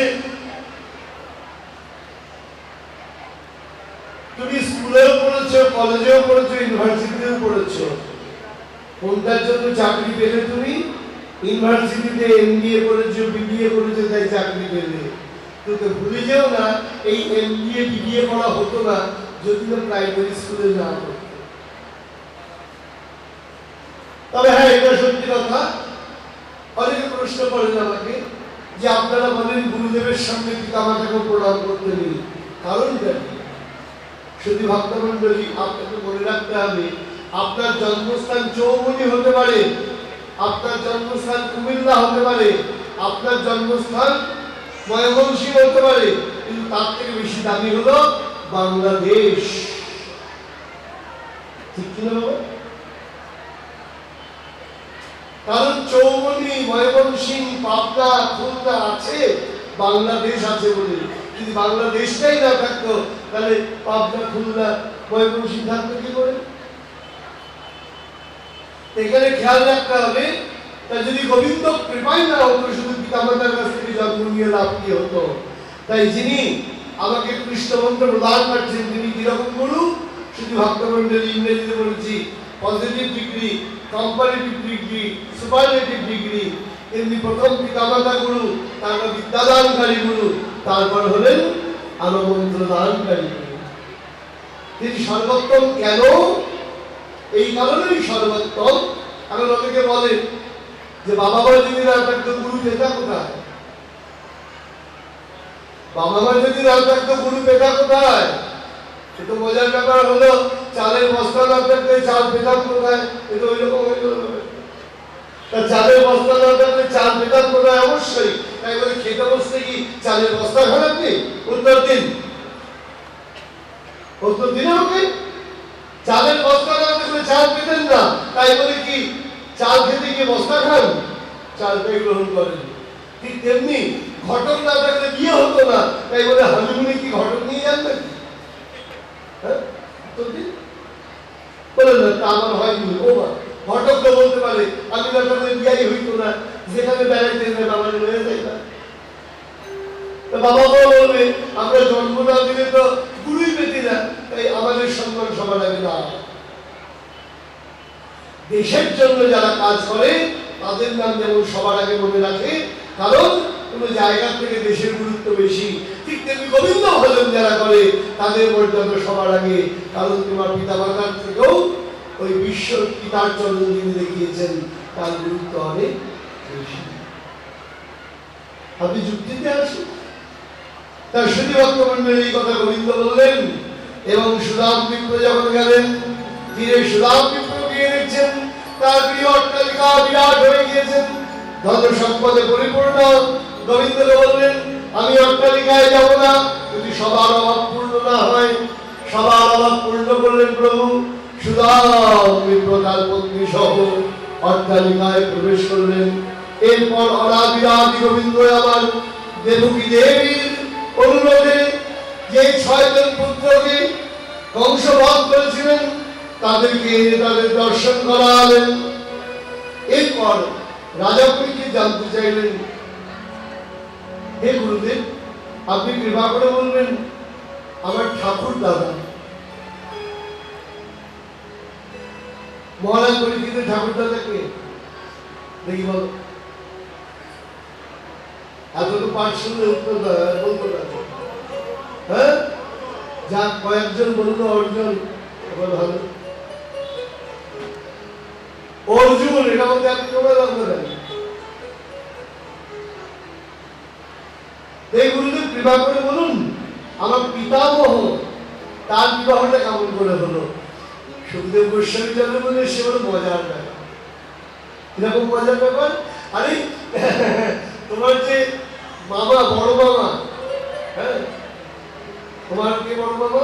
তোমার পিতার যে বড় মামা, অর্থাৎ অভিমন্যুর মামাকে আগেই বলে দিচ্ছি, ভগবানের কোনো পিতা মাতা মামা যেটা হয় না। হ্যাঁ, কিন্তু লীলায় তো হচ্ছেন। তা কি হলো? বড়জনকে বলদেব চন্দ্র, সুভদ্রার বড় ভাইকে বলভদ্র বলদেব, আর গোবিন্দ হলেন ছোট ভাই। তা বলদেব ঠিক করলেন আমার বোনের বিয়ে আমি কার সঙ্গে দেবো? আমার এক ছাত্রের সঙ্গে। ছাত্রের নাম কি? দুর্যোধন।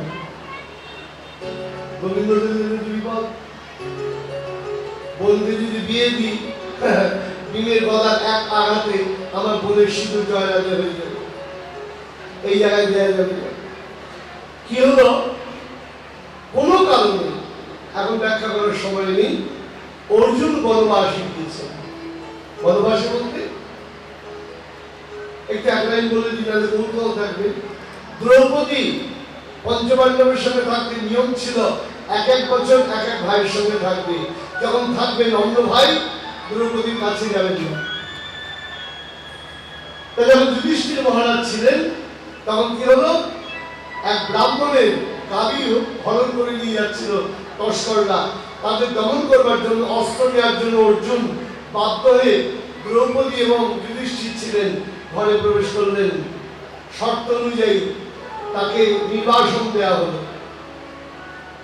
গোবিন্দের ইচ্ছা, এই নির্বাসন তিনি কি করলেন, অপ্সরা মেনকার কাছে তিনি নৃত্যবিদ্যা শিখলেন এবং কোথায় চলে গেলেন? গোবিন্দ নিয়ে গেলেন কোথায়? সুভদ্রার কাছে, দ্বারকায়। সেখানে সুভদ্রার সঙ্গে তার দেখা সাক্ষাৎ হলো। আর গোবিন্দের মতন দেখতে অর্জুনকে সুভদ্রা প্রথম দর্শনে লাভ এট ফার্স্ট সাইট, প্রথম দর্শনে প্রেম হয়ে গেল। আমি তোমার সাথে কাউকে বিয়ে করবো না। অর্জুন বলছেন আমিও তোমাকে বিয়ে করবো, তোমার চিন্তা নেই। তা এখন প্রেম হয়ে গেল, গোবিন্দ বলছেন এবার করো বিয়ের কার্ড ছাড়াও যাইছে যাওয়া হয়। বলদেব তো বিয়ে ঠিক করে ফেলেছেন, দাদার উপরে বলতে পারেন গোবিন্দ কিছু? বিয়ের কার্ড ছাপা হয়ে গেছে, বরযাত্রী চলে এসছে, হ্যাঁ বর চলে এসছে। সুভদ্রা বলছেন দাদা এখন কি উপায় হবে? বর চলে এসছে, বরযাত্রী চলে এসছে।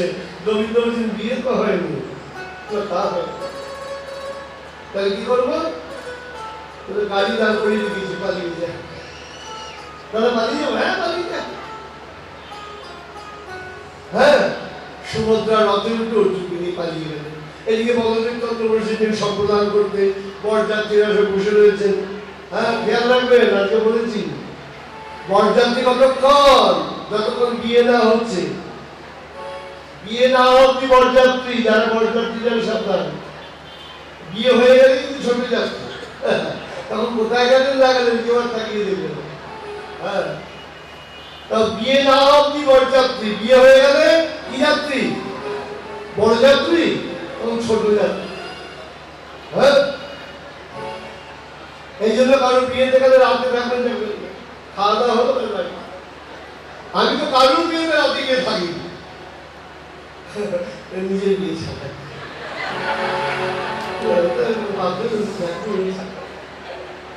খারাপ পাবে একবারই দেখেছি। হ্যাঁ, তার কথাটা হলো বিয়ের সময় বড় যাত্রী, বিয়ের পরে ছোট যাত্রী। আর বর যদি পালিয়ে যায়, কোন যদি পালিয়ে যায় তাহলে আর কোনো যাত্রী নয়, একদম শ্মশান যাত্রী। হ্যাঁ, তা বলদেব চন্দ্র বসেছেন। হ্যাঁ, পুরোহিত করেছে বলতে পারো। এবার চলে এসছেন দুর্যোধন, এবার কোনে আনতে গেছে, কোনে আনতে গিয়ে তিনি ফাঁকা ফেরত চলে এসেছেন।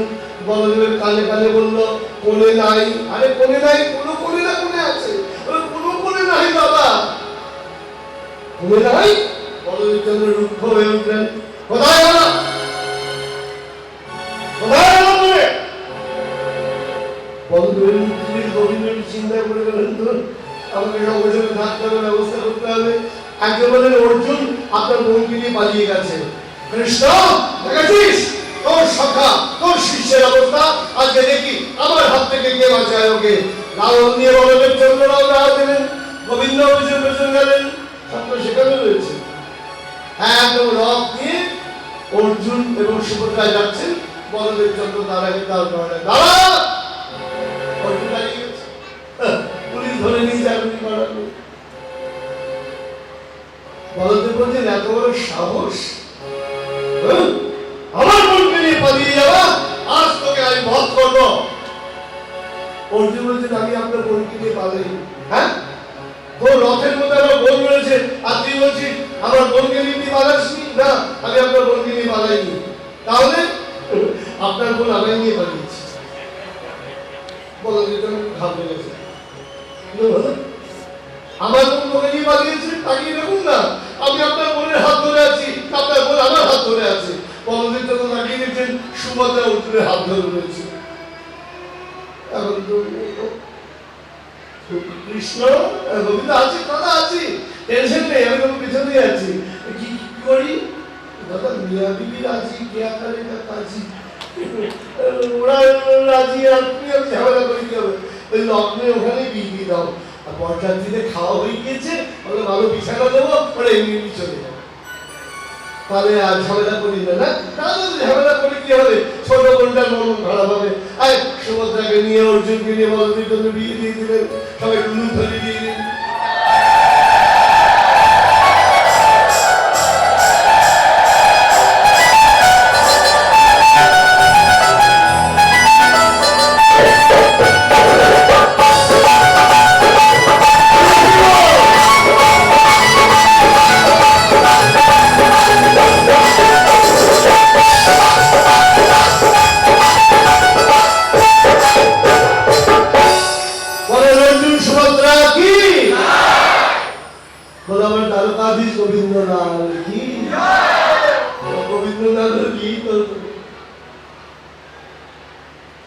অর্জুন সুভদ্রা দিয়ে হয়ে গেল। এবার সুখদেব গোস্বামী চরণ বললেন সুখদেব বহু দাসের কথা দেখো, একজন রাজা আর একজন দরিদ্র ব্রাহ্মণ, দুজনেই গোবিন্দ পেলেন। কারুর মনে হলো না ও কেন পাইনি বা আমি কেন পাইনি, সবাই গোবিন্দ পেয়ে আনন্দিত। রাজা পরীক্ষিত জিজ্ঞাসা করলেন, আচ্ছা গুরুদেব একটা কথা জিজ্ঞাসা করি, বলো। গুরুদেবকে তো জিজ্ঞাসা করি, দেবাদিদেব মহাদেব সর্বত্যাগী, আল্লাহ গুলোকে ওনাকে চাই বুঝতে পারবে জিনিস, এটা কেন হয়? বলে সবাই মহাদেবকে ভজন করে, মহাদেবের ভজনকে কেউ ভজন করে না। তা কি হলো? বৃকাসুরের কথা বললেন সুখদেব গোস্বামী চরণ। বৃকাসুর নামে এক অসুর ছিল, সে দেবর্ষি নারদের অনুপ্রেরণায় তপস্যা করছেন দেবাদিদেব মহাদেবের। বড় কঠোর তপস্যা। হে দেবাদিদেব মহাদেব, নমঃ শিবায়, নমঃ শিবায়, নমঃ শিবায়। ভয় আছে কেন? বিদ্যে নিবাদার ভয়, যার টাকা পয়সা আছে তার ভয়। এই বোধহয় গভর্নমেন্টের থেকে কেউ ইনকাম ট্যাক্সের লোক এলো, সেল ট্যাক্সের লোক এলো, অমুক লোক এলো, ট্যাক্সের ভালো টাকা পয়সা জন্য একটা ভয় নেই, যার টাকা পয়সা প্রচুর তার ভয়। তাহলে ভয় আছে। রূপে জড়ায় ভয়, দেখতে সুন্দর তার রোজ ভয়, এই বলে বুড়ো হয়ে গেল, এই বলে বুড়ো হয়ে গেল। চুল আশ্রয়, একটা পাকা চুল যাকে ধরে ফেলে দেয়, যতই চুল ভালো তুমি আসবে, সারাদিন চুলদানি মাখলেও তোমার বয়স কিন্তু যা তাই থাকবে। জয় রাধে গোবিন্দ। তাহলে তার ভয় নেই, বলছেন তার ভয় নেই। আমার কত শিষ্য বলে জানিস বাবা, যে বাবা একটু কালো টালো রং করুন, বেশ ভালো টালো লাগবে। আমার বাবার ভালো লাগার দরকার, আমার কৃষ্ণ কথা ভালো লাগলেই হলো, আমাকে ভালো লেগে আর কাজ নেই। যা ভালো লেগেছে তার খেলা অন্য হয়। হ্যাঁ, আর মনে হয়েছে বারবার মুখে বলবো দেহ অনিত্য, জীবন অনিত্য, আর পাঠ করতে গিয়ে আমি যদি সেগুলো পালন না করি তাহলে আর করে ভগবান কথা বলে রাখতে হবে। আর চেষ্টা করবেন, আপনারাও কৃপা রাখবেন, যে প্রভুর সন্তান আমি, সে প্রভু কোনোদিন বিলাসিতাকে গুরুত্ব দেন না। সারা জীবন একটা ফতুয়া, দুটো বোতাম, একটা বোতাম তলায় খোলা, একটা বোতাম ওপরে খোলা। হ্যাঁ, তার সন্তান হয়ে যেন আমিও অত পারবো না, অন্তত কিঞ্চিত করতে পারি। আমি দেখতে খারাপ, তাই আমার বুড়ো হওয়ার কোনো ভয় নেই। যারা দেখতে সুন্দর তাদের বুড়ো হওয়ার ভয় আছে। যাইনি তাই যাইনি। এবার কি বলছেন? রাজা তিনি বললেন উত্তম ভক্তকে, হরি বললেন উত্তম ভক্ত হলো কে? যে সবার মধ্যে পরমেশ্বর ভগবানকে দেখেন। উত্তম ভক্তের লক্ষণ কি বাবা? অর্চমেব হরে পূজাং যস্তে ততে নত ভক্তেষু চন্দেষু সমক্ত প্রকৃতস্যতা। আর উত্তম ভক্তকে গৃহীতা বন্দ্যার্থান যৌন দৃষ্টির নিশ্যতি বিষ্ণুর মায়াবিরাম সর্ব পশ্যন সবাই ভগবত্তম, সবকিছু ভগবানের মায়া, অন্য কিছু চিন্তা করেন না, তাদের উত্তম ভক্ত। রাজা তিনি জিজ্ঞাসা করলেন মায়ার স্বরূপ কি? অন্তরিক্ষ বললেন মায়ার স্বরূপের কথা। এইভাবে প্রবুদ্ধ বললেন, পিপ্পলায়ন বললেন, ভ্রমিল চমস বললেন। এবার করভাজনের পালা, আমাদের আনন্দের সময়। রাজা বলছেন কলিহতজীব তারা কি করে কৃষ্ণ পাবে? হে আচার্য বলুন, তখন বললেন চিন্তা করো না, কলিহতজীব কৃষ্ণ পাবে। ঋষি করভাজন বলছেন কৃষ্ণ বর্ণম দিশা কৃষ্ণম সর্বপঙ্গাস্ত্র পার্ষদম জগৈ সংকীর্তন প্রাবে জয়ন্তি সুরেরসা। কলি যুগে তোমরাও কৃষ্ণ পাবে, তবে সেই কৃষ্ণ স্বয়ং কৃষ্ণ বলবেন। তিনি হৃদয় অদ্বৈত সঙ্গে নিয়ে এসে শিবাসাদী ভক্তগণ নিয়ে জগৎকে প্রেমে উন্মাদিত করবেন। সেই প্রাণ গৌর সুন্দর আসুন, আমার প্রাণ গৌর সুন্দরকে প্রণাম করি। বলে প্রাণ গৌর সুন্দর কি? আমার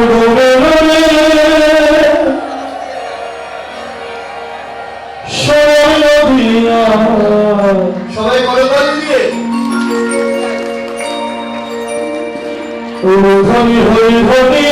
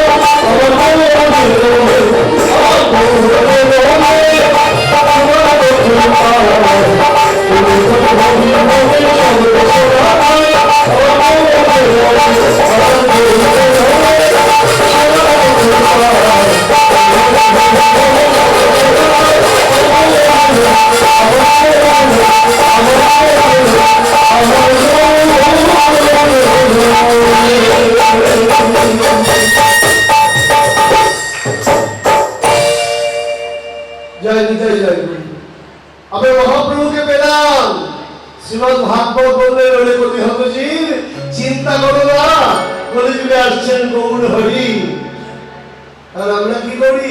ঝগড়া করে করি, কোথায় জন্ম তা নিয়ে মারামারি করছি। আজ আপনাদের কাছে কলেজের আরেকটা প্রার্থনা, যদি কিছু করতেই হয় মহাপ্রভুর ভজন নিয়ে আলোচনা করি, কোথায় আবির্ভাব তা নিয়ে ঝগড়া ছাড়ি। যদি ভক্তমন্ডলী, ইতিহাস কখনো পাল্টানো যায় না, জেনে রাখুন। আজকে দুটো লাইন বলে যাই, কারণ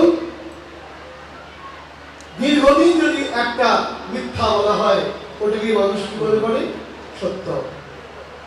শাস্ত্রে বলা আছে, নবদ্বীপ হেন গ্রাম ত্রিভুবনে নাই, জহি অবতীর্ণ হইলায় আমার চৈতন্য গোসাই। কোন পুরের কথা কিন্তু বলা হয়নি, কার কথা বলা হয়েছে? নবদ্বীপ। আর একটা কথা শুনে যান, নবদ্বীপ নাম কি করে হলো? ওটা ছিল নদীর মধ্যে একটা দ্বীপ। একজন সাধু 9টা প্রদীপ জ্বালিয়ে সেখানে ধ্যান করতে, নৌকা দিয়ে যারা যেত তারা বলতো, দেখ দিয়া জ্বলছে। আমাদের বাংলায় প্রদীপকে কি বলে? দিয়া। কটা প্রদীপ? 9 দিয়া। সেইখান থেকে নাম হলো নদিয়া। শুধু ভক্তমন্ডলী, ইতিহাস সহজে পরিবর্তন করা যায় না, কালের প্রভাবে অনেক এদিক ওদিক হয়ে গিয়েছে। সবচেয়ে বড় ব্যাপার কি জানেন? নবদ্বীপ এখন এই নিয়ে কোনো আলোচনা নেই। যারা বোকা আমরা এদিক ওদিক ঝগড়া করে বলি। তাই যদি আসুন, যদি করি, গৌর হরির পথ আদর্শ নিয়ে আলোচনা করি, অন্য ঝগড়া আমরা ছাড়ি, তবে গৌর পাবো তাড়াতাড়ি। জয় রাধে। এদিকে ঘটে গেল এক বড় অঘটন। আমার দ্বারকা নগরীতে এলেন মুনিবরগণ, বশিষ্ঠ, অঙ্গিরা, পুলস্ত, অগস্ত্যয়াদি ঋষিগণ। তাদের থেকে কৃষ্ণপুত্রগণ করলেন এক ক্রিয়া।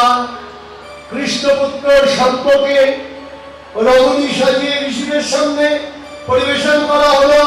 এই ঋষিগণ আপনারা বলুন, এই রমণীর কি সন্তান হবে? ঋষিগণ ক্রুদ্ধ হয়ে বললেন, হে মূর্খ, তোমরা গোবিন্দের সন্তান হয়ে তোমাদের ঋষিদের প্রতি ব্যবহার, আমরা অভিসম্পাদ দিচ্ছি যে পুরুষকে এনেছ, তার সর্ববিনাশকারী এক মুসল প্রসব হবে, যার দ্বারা তোমাদের এই অসম্মানকারী বংশ ধ্বংস হয়ে যাবে। যেই মাত্র শুনলেন, উদ্ধব মহারাজ গেলেন গোবিন্দের কাছে, প্রভু কি হলো?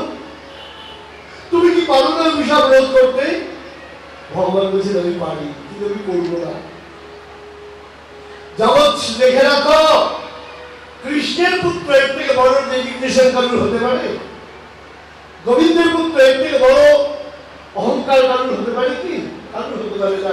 গোবিন্দ তাকে প্রশ্রয় দেয়নি, আর তুমি কার ছেলে, কার নাতি, কার উপরে গর্ব করো? পৃথিবীতে খেয়াল রাখতে বড় একটা জিনিস, ন্যায় ন্যায়, অন্যায় অন্যায়। সে যেই করুক না কেন, আমিও যদি অন্যায় করি সেটাও অন্যায়। আমার সন্তানদের কাছে বলা হইল, যদি কোনোদিন গুরু ভ্রষ্ট মনে করো, তোমরা আমাকে ত্যাগ করবে, কোনো আপত্তি নেই। আমার বলা হইল, কারণ আমি গুরুদেব, তার মানে এই নয় আমি যা ইচ্ছা তাই বলার রাইট রাখি। যতক্ষণ আমি কৃষ্ণ ভজনার পথে থাকবো, সৎনিষ্ঠ পথে থাকবো, ততক্ষণই গুরুর আসনে বসবার যোগ্য। যদি তা না থাকি, তাহলে আমাকে গুরু বলবার কোনো প্রয়োজন নয়। আমি নিজেকে দিয়ে বললাম, কারণ কাকে দিয়ে বলবো, কার পথে রাখবো আমার জানার দরকার নেই। পৃথিবীতে দুটো জিনিস, একটা ন্যায়, একটা অন্যায়, যেই করুক না কেন। আমাদের গন্ডগোল আমরা আপনাদের দেশে আছে, আর গুরু কইছে, আরে আর গুরু কইছে কি? হ্যাঁ, এখনো আর গুরু কইছে। আমি তো ভালো বলতে পারি না, খালি বাবু ভালো বলতে পারি। হ্যাঁ, অন্তরের তাকে শিখিয়ে নিয়েছি সবাই। হ্যাঁ, এইটা ছাড়ুন। আমার গুরু নয়, গুরু যতক্ষণ কৃষ্ণ ভজন করছে ততক্ষণই আমার। যখন কৃষ্ণ ভজনা করে না, তখন ওই গুরুর আর কোনো নেই দরকার। এটা দিয়ে রাখতে হবে। ভগবান থেকে দিচ্ছেন ন্যায় ন্যায় বিচার। দেখো, কৃষ্ণ পুত্র হয়েও ভগবান তাদের রক্ষা করলেন না, পারতেন তো ভগবান রক্ষা করতে। উদ্ধব মহারাজ বললেন, প্রভু আমি বুঝতে পেরেছি তাদের তুমি লীলা সম্পাদন করবে। সেই হরিদাস ঠাকুরের কথা, এক বাঞ্ছা হয় মোর প্রভুদিন হইতে, লীলা সম্পর্কে তুমি মোর লাইছিতে, সেই লীলা প্রভু বলে কমুনা দেখাইবা, আপনার আগে মোর শরীর পারিবাই বললাম, হে গোবিন্দ তুমি লীলা সম্পাদন করবে, তাই তোমার চরণে আমাকে স্থান হয়ে পাঠিয়ে দাও। ভগবান বলেন, উদ্ধব তা হবে না, আমি যখন অপ্রকটে যাবো তুমি পৃথিবীতে থাকবে। তবে কিভাবে থাকবো প্রভু? শোনো, যেই মাত্র আমার অপ্রকট হবে কলি পৃথিবীকে গ্রাস করবে। আমি আছি বলে এখনো আসেনি, যেই আমি অপ্রকটে যাবো কলি চলে আসবে। তখন কি হবে? মানুষের ব্যবহার খারাপ হবে, রুচি অভদ্র হয়ে যাবে, চিন্তা ভাবনা কদর্য হয়ে যাবে। তখন তুমি কেমন ভাবে থাকবে? যেমন করে অবধূত থেকেছেন। অবধূত বলতে দত্তাত্রেয় অবধূত। কেমন করে তিনি থেকেছেন? গোবিন্দের পরামর্শ। অবধূতের 24 জন গুরু ছিলেন। অহংকার বলে রাখবে না। অবধূত কি বলেছিলেন রাজাকে? যে রাজা আমার 24 জন গুরু। আমাদের দেশে আছে না বাবা, দীক্ষা গুরু, শিক্ষা গুরু, কত গুরু, গুরু গুরু গুরু গুরু। আমি তো মজা করে বলি একটা গল্প। এক গ্রামে এক বোকা ছেলে ছিল, বিয়ে হয়, ভোলা ছেলে। তো বাবা মা দূর গ্রামে সম্বন্ধ করেছে। শোন, আমি যা বলবো তাই উত্তর দিবি শ্বশুরবাড়ির লোকেলে। যা বাস স্ট্যান্ডে যা, ওদেরকে নিয়ে আয়। আস্তে আস্তে যত জমি পড়বে ওরা জিজ্ঞাসা করবে জমিগুলো কার? বলবি জমিগুলো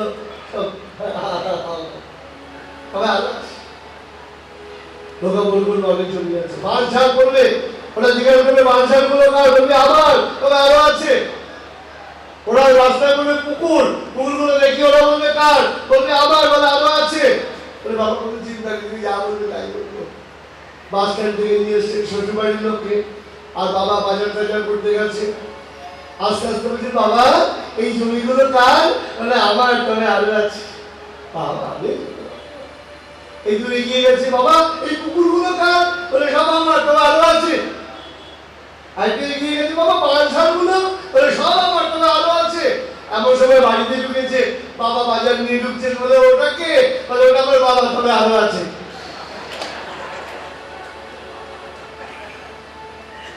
আমাদের অবস্থা বলে এটাকে গুরু, তবে আরো আছে।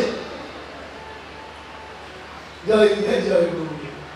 হ্যাঁ, 24 জন শিক্ষাগুরু ভাববেন না কারণ শিক্ষা মন্ত্র দিয়েছে। জেনে রাখুন, গুরুদেব যখন দীক্ষা মন্ত্র দেন, ন্যাচারালি আমরা যে পরম্পরায় দিই, প্রথমে বীজ মন্ত্র দেওয়া হয়। জেনে যান, প্রথমে বীজ মন্ত্র দেওয়া হয়, হরিনাম দেওয়া হয়। হরিনামটাও দীক্ষা, বীজ মন্ত্রটা দীক্ষা। গুরুদেবের সংসর্গটাই দীক্ষা।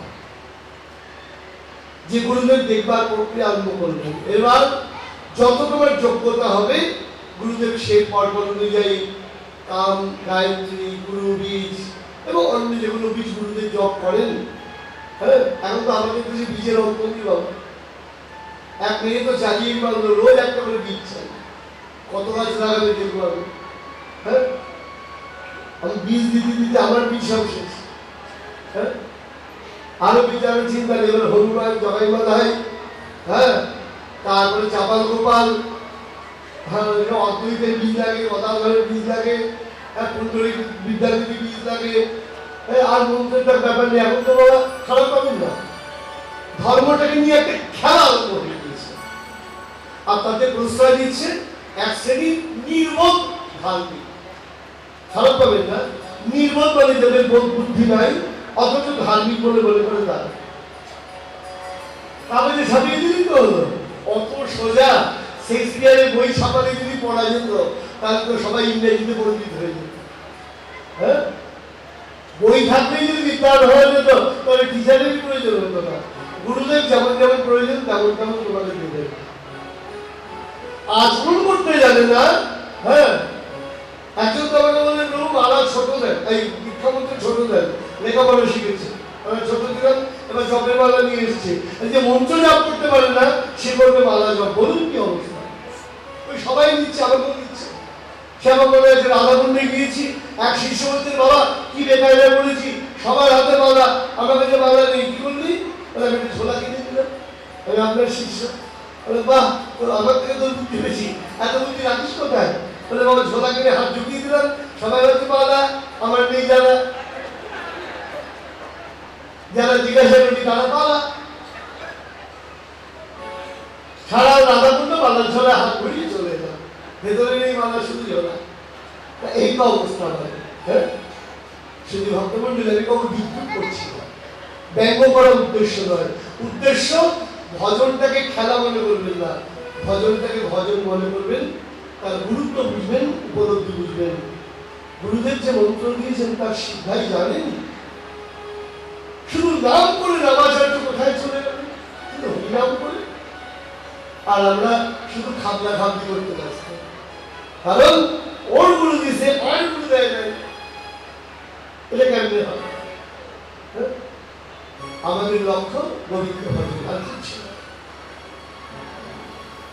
24 জন গুরু কি শুধু ভক্তমন্ডলী। শ্রীমদ্ ভাগবত বলছেন পৃথিবী, আকাশ, বায়ু, জল, অগ্নি, চন্দ্র, সূর্য, কপট, অজগর, সমুদ্র, পতঙ্গ, ভ্রমর, মৌমাছি, হাতি, হরিণ, মীন, পতিতা, কুড়েল পক্ষী, বালক, কুমারী, বালনির্মাতা, সর্প, অনুরাগী এবং সুপ্রশিক্ষিত কীট, সবার কাছে শিক্ষা আছে। পৃথিবীর কাছে শিক্ষা পেলাম, সহ্য ক্ষমতা, সূর্যের কাছে গ্রহণ করলাম কি যেমন নেবে তেমন দেবে। অগ্নির কাছে শিক্ষা পেলাম, যা হবে তত সন্তুষ্ট হবে। সবার কাছে শিক্ষা গেছে। বলো, একটা কবিতা যে ছোটবেলায় পড়েছিলাম, হ্যাঁ, সূর্য আমায় শিক্ষা দিল আপন তেজে জ্বলতে, চাঁদ শেখালো হাসতে মিঠে মধুর কথা বলতে, ইঙ্গিতে তার শেখায় সাগর, অন্তর হোক রত্ন আকর, নদীর কাছে শিক্ষা পেলাম আপন লেগে চলতে। তার কাছে শিখবো না বিশ্বজোড়া পাঠশালা মোর, সবার আমি ছাত্র, সবার সঙ্গে মিলেমিশে শিখছি দিবারাত্র। এই অহংকার করা উচিত নয়, আমি সব জানি, কারুর না কারুর কাছ থেকে আমার শিখতে হয়। তাই এটা কিন্তু জীবনে চলার পথে যা শিখবে সেটাই জীবনে কাজে লাগবে। আমার অনাদিরাদি গোবিন্দ সেই কথাই বললেন। শুধু ভক্তমন্ডলী এরপর গোবিন্দ উদ্ধব মহারাজের অনেক কথার উত্তর দিলেন। উদ্ধব মহারাজ বলে প্রভু কর্তাকে, কর্তা একটু শুনে যান, সময় কম, শব্দ বলতে পারবো না। আচ্ছা, আগুন জ্বলে কিন্তু ঘি দিলে আগুনটা দাও দাও করে যাবে, তাই না? ঠিক তেমনি আমাদের আত্মা যদিও নির্বিকার, কিন্তু কর্মফলের জন্য মনে হয় আত্মায় মনে হয় যন্ত্রণা ভোগ করছে। শুধু ভক্তমন্ডলী এই উপলব্ধি আমাদের মাথায় রাখতে হবে, আত্মা কিন্তু নির্বিকার। উদ্ধব মহারাজ অষ্টসিদ্ধির শিক্ষা নিলেন। অনিমা মহিমা লঘিমা প্রাপ্তি প্রাকম্য ইসিদ্ধ বসিদ্ধ জ্ঞান সাহিত্য, এমন করে উদ্ধব মহারাজ গোবিন্দের কাছ থেকে পরম মঙ্গলময় বাণী গ্রহণ করবার পর গোবিন্দ বললেন, উদ্ধব এইবার তুমি যাও কোথায়? এবার তুমি চলে যাও নরনারায়ণ ঋষির আশ্রমে। এদিকে কি হলো, গোবিন্দ যখন প্রদক্ষিণ করে যাচ্ছেন, ওদিকে জরা নামক রাজ। তার আগে কি হলো বাবা? গন্ডগোলটা তার আগে হলো, উদ্ধব মহারাজ চলে গেলেন। এদিকে ওই মুষল যখন প্রসব হলো কৃষ্ণপুত্র সন্তান, গোবিন্দ তাকে গুঁড়ো গুঁড়ো করে সমুদ্রের ধারে ছিটিয়ে দিতে বললেন। সেখানে হলো গাছ। গোবিন্দ তাদেরকে নিয়ে চলে এলেন কোথায়? শুধু ভক্তমন্ডলী সেই বিশেষ স্থানে যেখানে বলাই চাঁদ চলে যাচ্ছেন, গোবিন্দ অপ্রকট প্রকাশে যাবেন। তার নাম কি বাবা? প্রভাস। সেইখানে এক অদ্ভুত মদিরা পান করে সমস্ত যদুবংশ নিজেদের মধ্যে ভয়ঙ্কর আত্মকলহ আরম্ভ করলাম। আর আত্মকলহ যদি হয়, আমি আগেই বলেছি, বাইরের লোকের প্রয়োজন নয়, নিজেদের ধ্বংস করবার জন্য আত্মকলহ যথেষ্ট। পরস্পর পরস্পরকে হত্যা করতে লাগলেন। কৃষ্ণ বলরাম দর্শন করলেন, বলদেব উদাস হয়ে বললেন, হে কৃষ্ণ, যদুবংশ যখন ধ্বংস, আমিও চলে যাই, দাদা তুমি চলে যাবে? বলদেব চন্দ্র গোবিন্দের কাছে তাকিয়ে ধীরে ধীরে বিশাল সর্প হয়ে সমুদ্রের অভ্যন্তরে প্রবেশ করলেন। জগৎকে ধারণ করলেন বলে মূল সংকর্ষণ প্রভু বলদেব চন্দ্র কি জানে, যেই মাত্র বলদেব চন্দ্রের হলেন অন্তর্ধান। গোবিন্দ বলছে দাদা আমিও আর থাকতে যাব, তুমি যেমন আমার আগে এসেছো, তুমি যেমন চলে গেলে আমিও চলে যাবো, যত বংশ ধ্বংস হয়ে গেল। প্রভু আমার বৃক্ষের উপর বসে রয়েছেন। এমন সময় জরা নামক এক ব্যাধ প্রভুর চরণ লক্ষ্য করে বললেন মহান আঘাতগ্রস্ত হলেন প্রভু। ব্যাধ এসে বললেন প্রভু আমি কি করলাম, তোমার চরণে বাদ নিক্ষেপ করলাম। গোবিন্দ বললেন ব্যাধ তুমি চিন্তা করো না, তুমি পূর্ব জন্মে ছিলে বালিপুত্র অঙ্গন। আমি যখন তোমার বাবাকে বধ করেছিলাম তুমি বলেছিলে আমি হারাম থেকে তোমার অঙ্গে বাল মারবো, আজকে তুমি বাল মারবে। অর্জুন গোবিন্দকে দেখি ক্রন্দন করতে লাগলেন প্রভু এখন আমি কি করবো। শোনো অর্জুন আমি এখন অপ্রকট প্রকাশে যাব, যেই মাত্র আমি অপ্রকট প্রকাশে যাব 7 দিনের মধ্যে সমুদ্র এই দ্বারকা নগরী গ্রাস করবে। তুমি রমণীগণকে নিয়ে হস্তিনাপুরে রওনা হও। অনাবিরাম গোবিন্দ প্রকট প্রকাশ করলেন, দেবতাগণ পুষ্প বর্ষণ করতে লাগলেন, ঋষিগণ জল ধ্বনি দিলেন।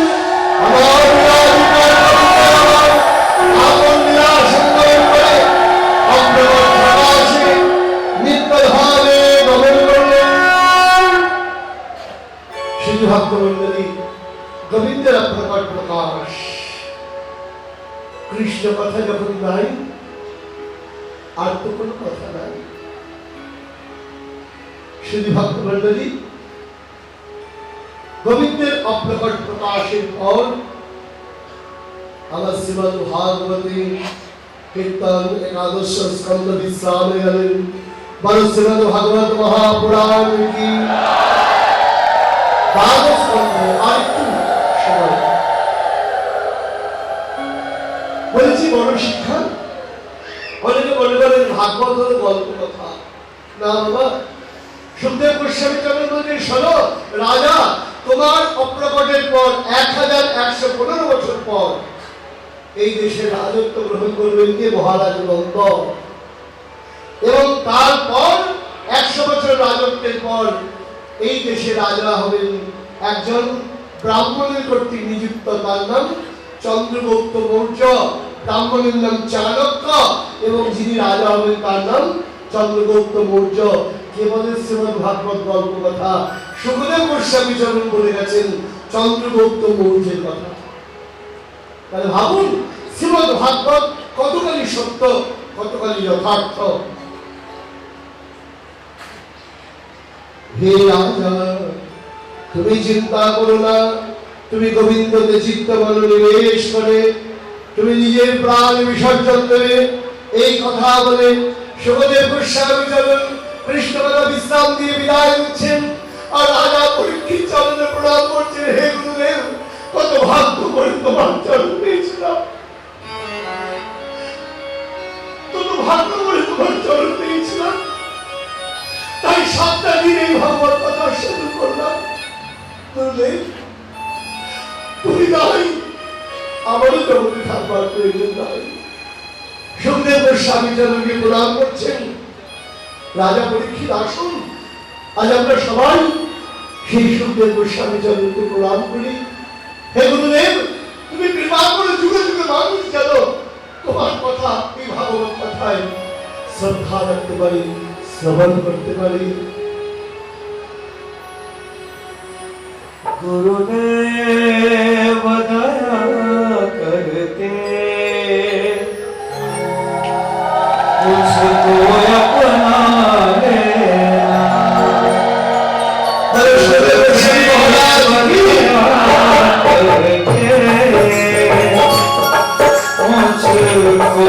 अपना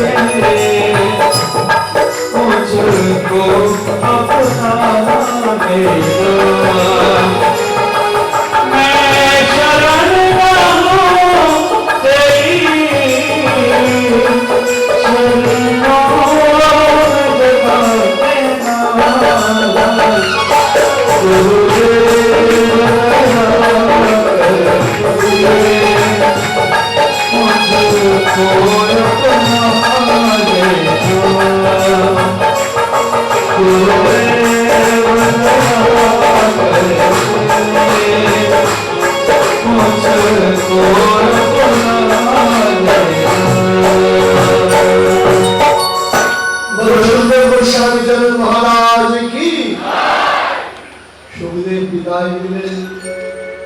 এদিকে তক্ষকলাল এক ফলের মধ্যে এসে রাজা পরীক্ষিতকে দংশন করলেন।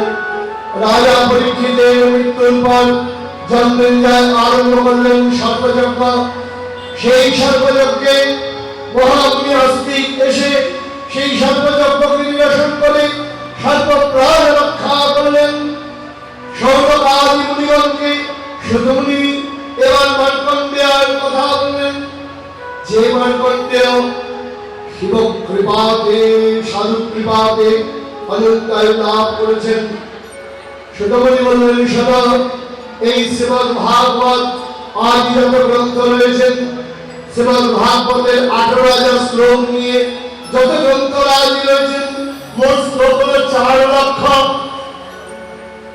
লক্ষ শ্লোক, সমগ্র পুরাণ আদি। তার মধ্যে শ্রীমদ্ ভাগবত হলেন পুরাণ তিলক। সমস্ত পুরাণের তিলক হচ্ছেন শ্রীমদ্ ভাগবত।